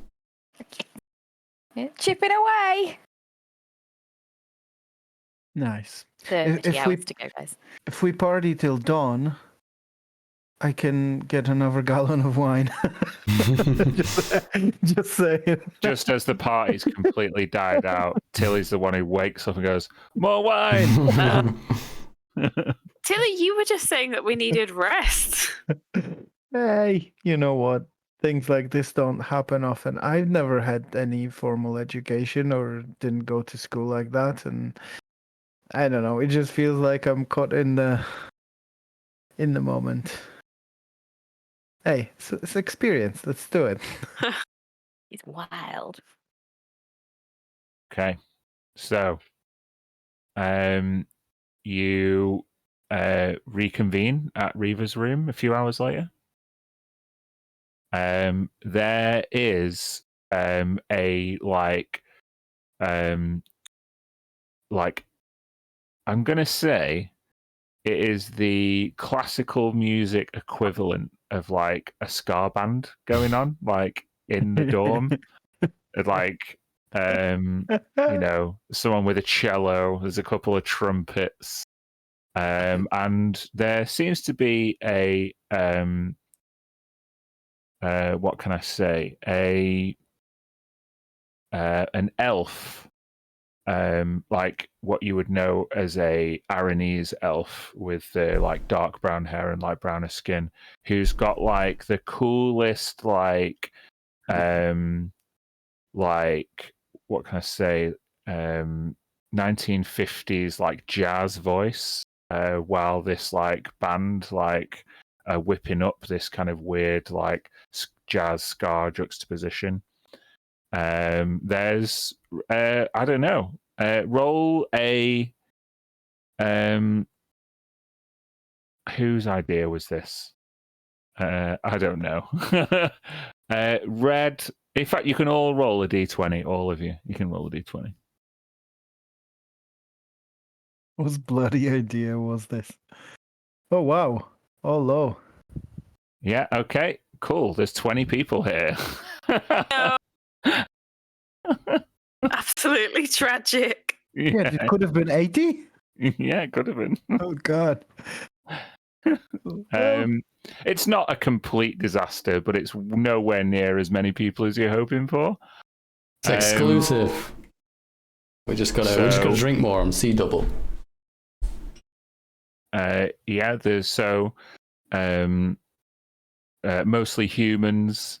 There is a half orc, a couple of hobgoblins. There's a whole corner just full of ghosts who are all just chatting to each other. But yeah, the party is kicking off, so to speak. Yeah, I don't know. Do you want to do? We could do some games, we could do some carousing, we could do some drinking, or we can kind of move towards the end of the night. Unless there's anybody want to speak to. What do you want to do? I'm curious whether the party might have attracted somebody of the faculty. Let's see how. That 22 persuasion is going to be the contested roll, which is going to be really hard. So basically, word did get around to all of the a lot of available people. Someone is going to have to roll a stealth check and beat a 22 to avoid faculty notice. So you can work out how to do that if you want. I was kind of not me. I was kind of saying like attracted faculty in terms of they just wanted to party. I didn't mean like bust our party, but shit. Okay. Maybe we can do that later after if anybody else wanted to do something before the party gets busted. It will depend on which staff member turns up, whether it's busted or not, probably. Okay. See whether we got the cool one or not. Who wants to roll the stuff? I feel like I should do it, but I don't have the best one. But I opened my stupid mouth, so it should be on me. Any boosts? Any way you can enhance your stealth rolls? I could. Yeah. I guess I have a staff of wilds that can do pass without a trace at will, so I can just stick it in the middle, and we're all covered in like smoky. And Kirsty, did you have something to? Well, I was going to say I could cast guidance, but it doesn't really feel like it's for a specific moment. It's for like the party, right? I'll give you the guidance. Guidance. Okay, so let's do Dex plus 10 plus guidance. Oh shit. Okay, 17 though, and 4. Okay, so it would have been 21. That 21. Doesn't fucking. You said 22, didn't you? Yeah. Fuck shit, Bill, bitch balls. Okay, let's see what happens. Okay, nothing happens immediately. But yeah, is there anyone you want to speak to? Anything else you want to say to Reeve, or anything you want to do yourselves? Giselle would like to make friends with something. With something. Something. Yes. Okay, that's fine.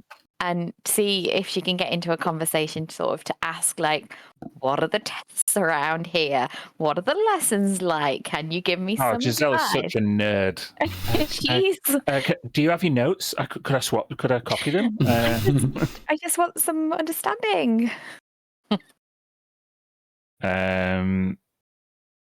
Okay. He sounded really intense when he said what it's involved, and you know. You see, there is quite a excitable gnome that has attended the party. They look to just be like getting their hands on like all kinds or anything they can, and like they start drinking it.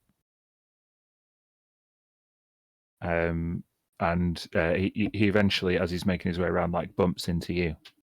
Oh, what have you got there, my friend? you see this like sly-faced gnomish man who is in need of a haircut. He's got overly long robes that are draping behind him, like choir robes. And he is twirling a set of dice in his open palm. Hi, I'm Warren. Hey, Warren. I'm How you doing? Giselle. Yeah, good. What? Yeah, nice to meet you. Want to play a game? Huh? Maybe. What does it entail?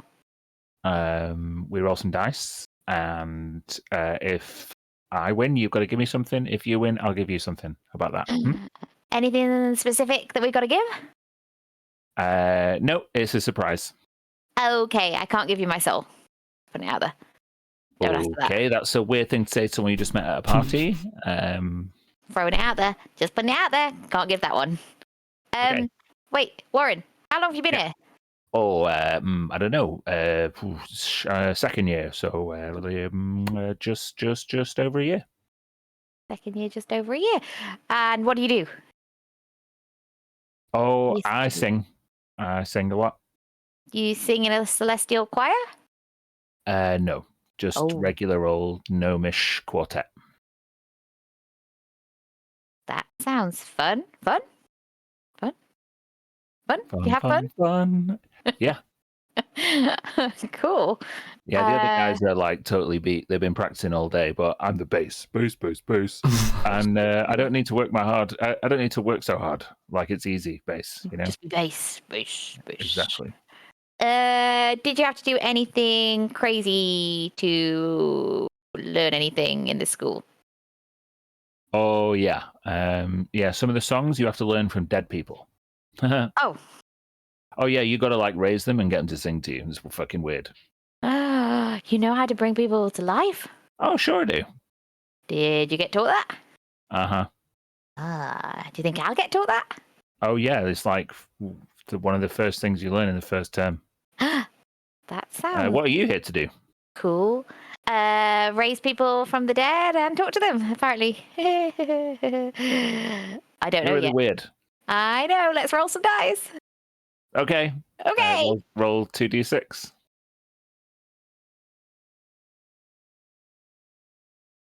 Oh, a 6 and a 5. That's going to be hard to beat. Yeah. You beat me. So Warren has to give you something. Make a charisma check. Okay. Charisma. Nope, that's not pressing charisma. Yes, it is. Oh shit. An 8. He More. he grabs you by both of your hands and like tries to bring you down to his level. He's small. He's a gnome. Wait, where are you? Where am I? Okay. Yeah. As you bend down, he kisses you and runs away. What? Bye. Is this what uni's like? I'm gonna play this game on somebody else. That didn't give me anything I needed or wanted, in fact. Great. Should have shouted consent. Hashtag consent.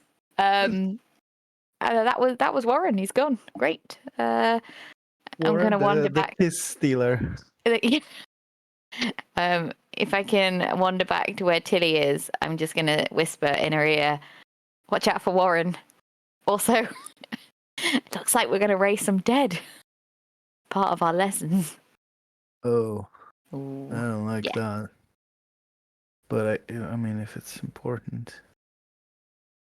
You want smoke Tilly, this no, now? no. Are you sure? It's not like you can make it any worse than last time. Right? Is somebody passing around the devil root? Oh. Hey, of course. Who said There you that? A large grey tabaxi female sits down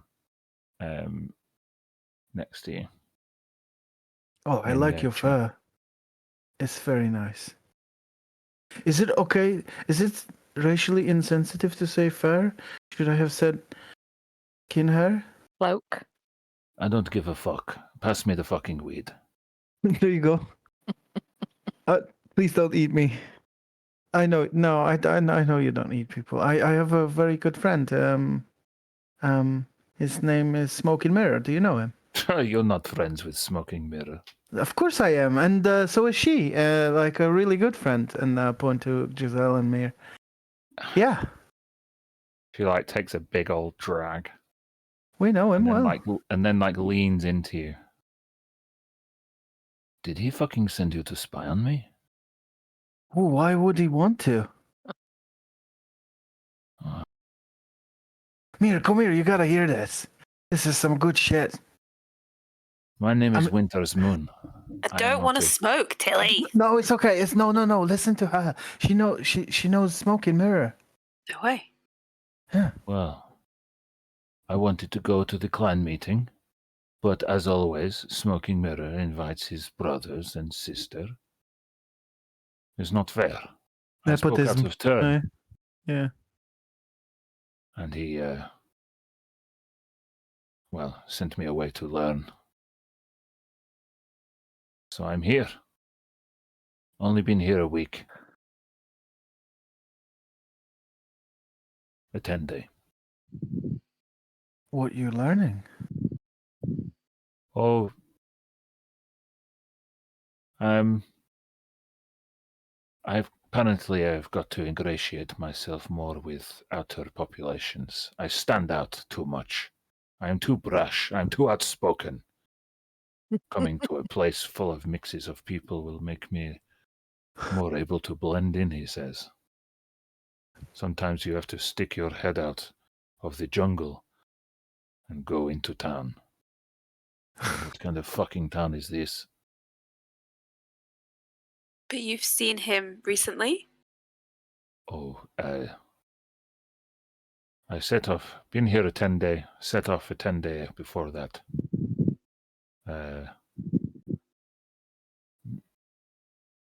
Been a short while ago I saw him. He was on his way up. He was very, more impatient than usual. He had a place to go. Been a while since. He just comes in back to Snaketail once every year or so and barks his orders.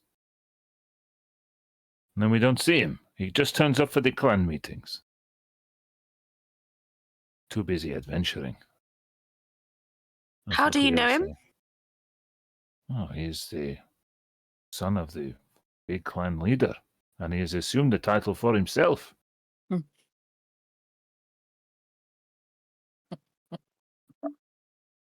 You know, that's not at all the way he seems to us. To us, he's a very close friend, very caring and warm and protective and. Oh, we have heard all of the stories of his might.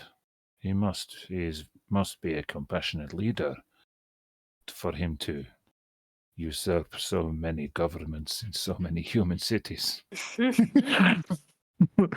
Yeah, he's good at that.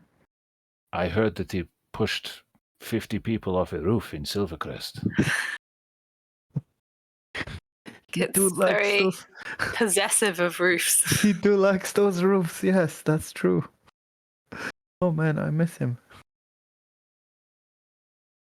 Should send him a message, maybe. Your name was Winter's Moon?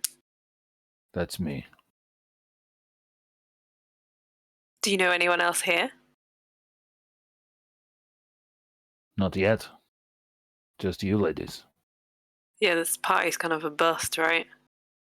Hey, take a snuff of this, Mir. It's gonna change immediately. No.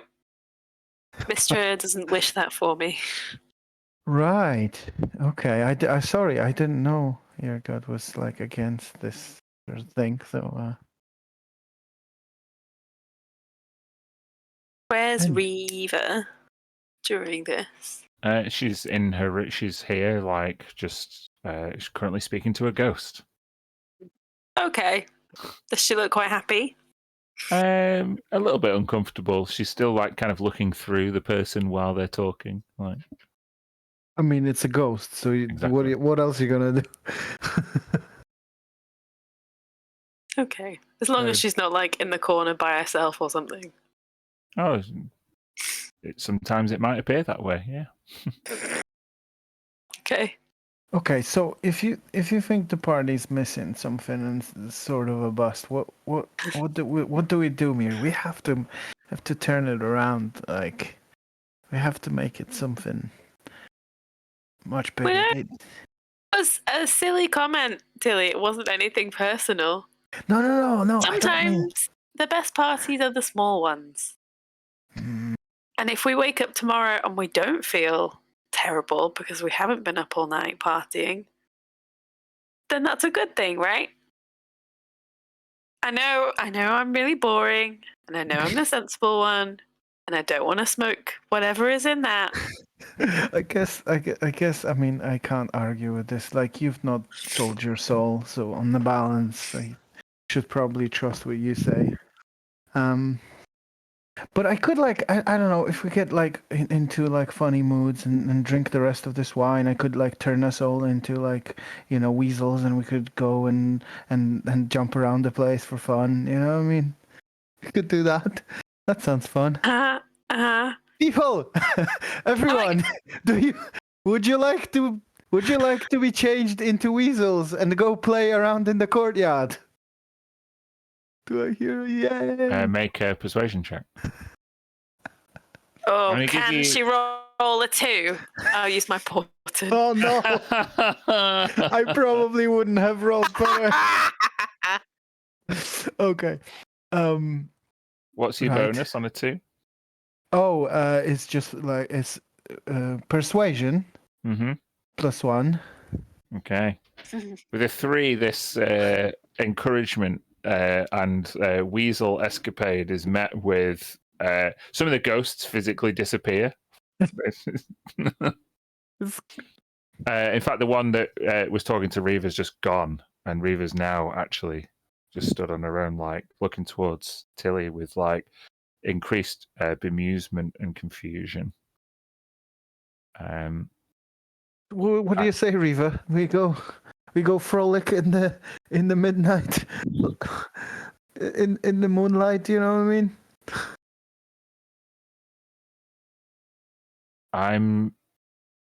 I will have to take a rain check on the midnight weasel frolicking, my little friend.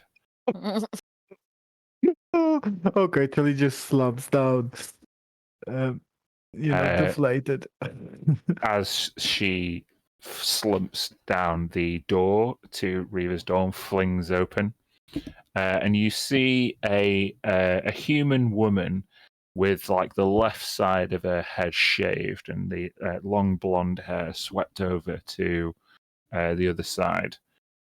She's wearing a rich blue tunic and an eager smile, and she's holding like a baton. Well, looks as though some of you are engaging in college life quite early. And she like knocks the baton like against the door. I ought to report you all to the High Instructor. I immediately drop my Vrolvazar disguised self and stop doing impressions. Impersonating the High Instructor is a egregious offence. What if it's complimentary? I will have no She back really chat likes from you. him. I was not reborn 46 times to deal with your buffoonery. God. I have to drop a flex in there. Look, this might have been a problem, but look, I'll count and be like 12. There's You're right. 12 Your people unpopularity has prevented this from becoming a college-wide issue. Tilly sobs on the ground a little. Now, Studies start at dawn. For those people who are embarking on their first day, good luck. And she like swings the door back open, and then she waves a hand, and all of the lights in the room like go out, and a silence spell is cast on the room. Oh my god, you can really tell that our DM is a fucking teacher, can't you? We just got. Fucking hate parties. All right. I'll mime to everyone. I'm going to sleep. Yeah. Well, Tilly's like tilting her alchemy jug, which is like empty. All the wine's been drunk now, and she's like sad. And she's got the alcohol sads. The alcohol sads, and when the teacher mentioned the dawn, she was like, she looked at the alchemy jug like with longing, like it's gonna be full again at dawn.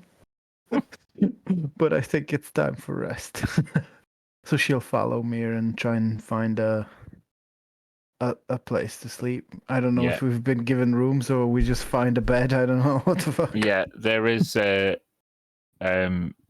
couple of dorms like on like Reva's corridor. You basically next door, but one to her. There's just one dorm in between. There's two, you guys would have. Yeah, I guess it would just be one dorm between you, with 2 bunk beds. Relatively Spartan, like musty, damp smell. I mean, we are all ladies, so like, it's okay. Yeah. So, you can retire for the night at Draxmore College, having met a few instructors and students and had a bit of a party.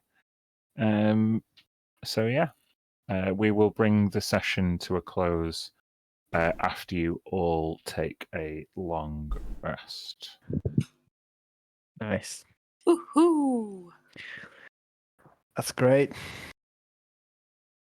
God, we really got through some NPCs in that session, didn't we? That was good. That was good. Woof. Nice portent rolls. Terrible. Oh, got some charges on the Blood of Thunder.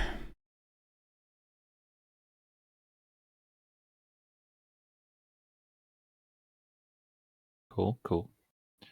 All right, so we'll bring that session to a close. If we, we're back next week. Are we still on next week, right? I think so. Yeah, I think so. Then we'll be back. See you next week, folks. Next week. Bye.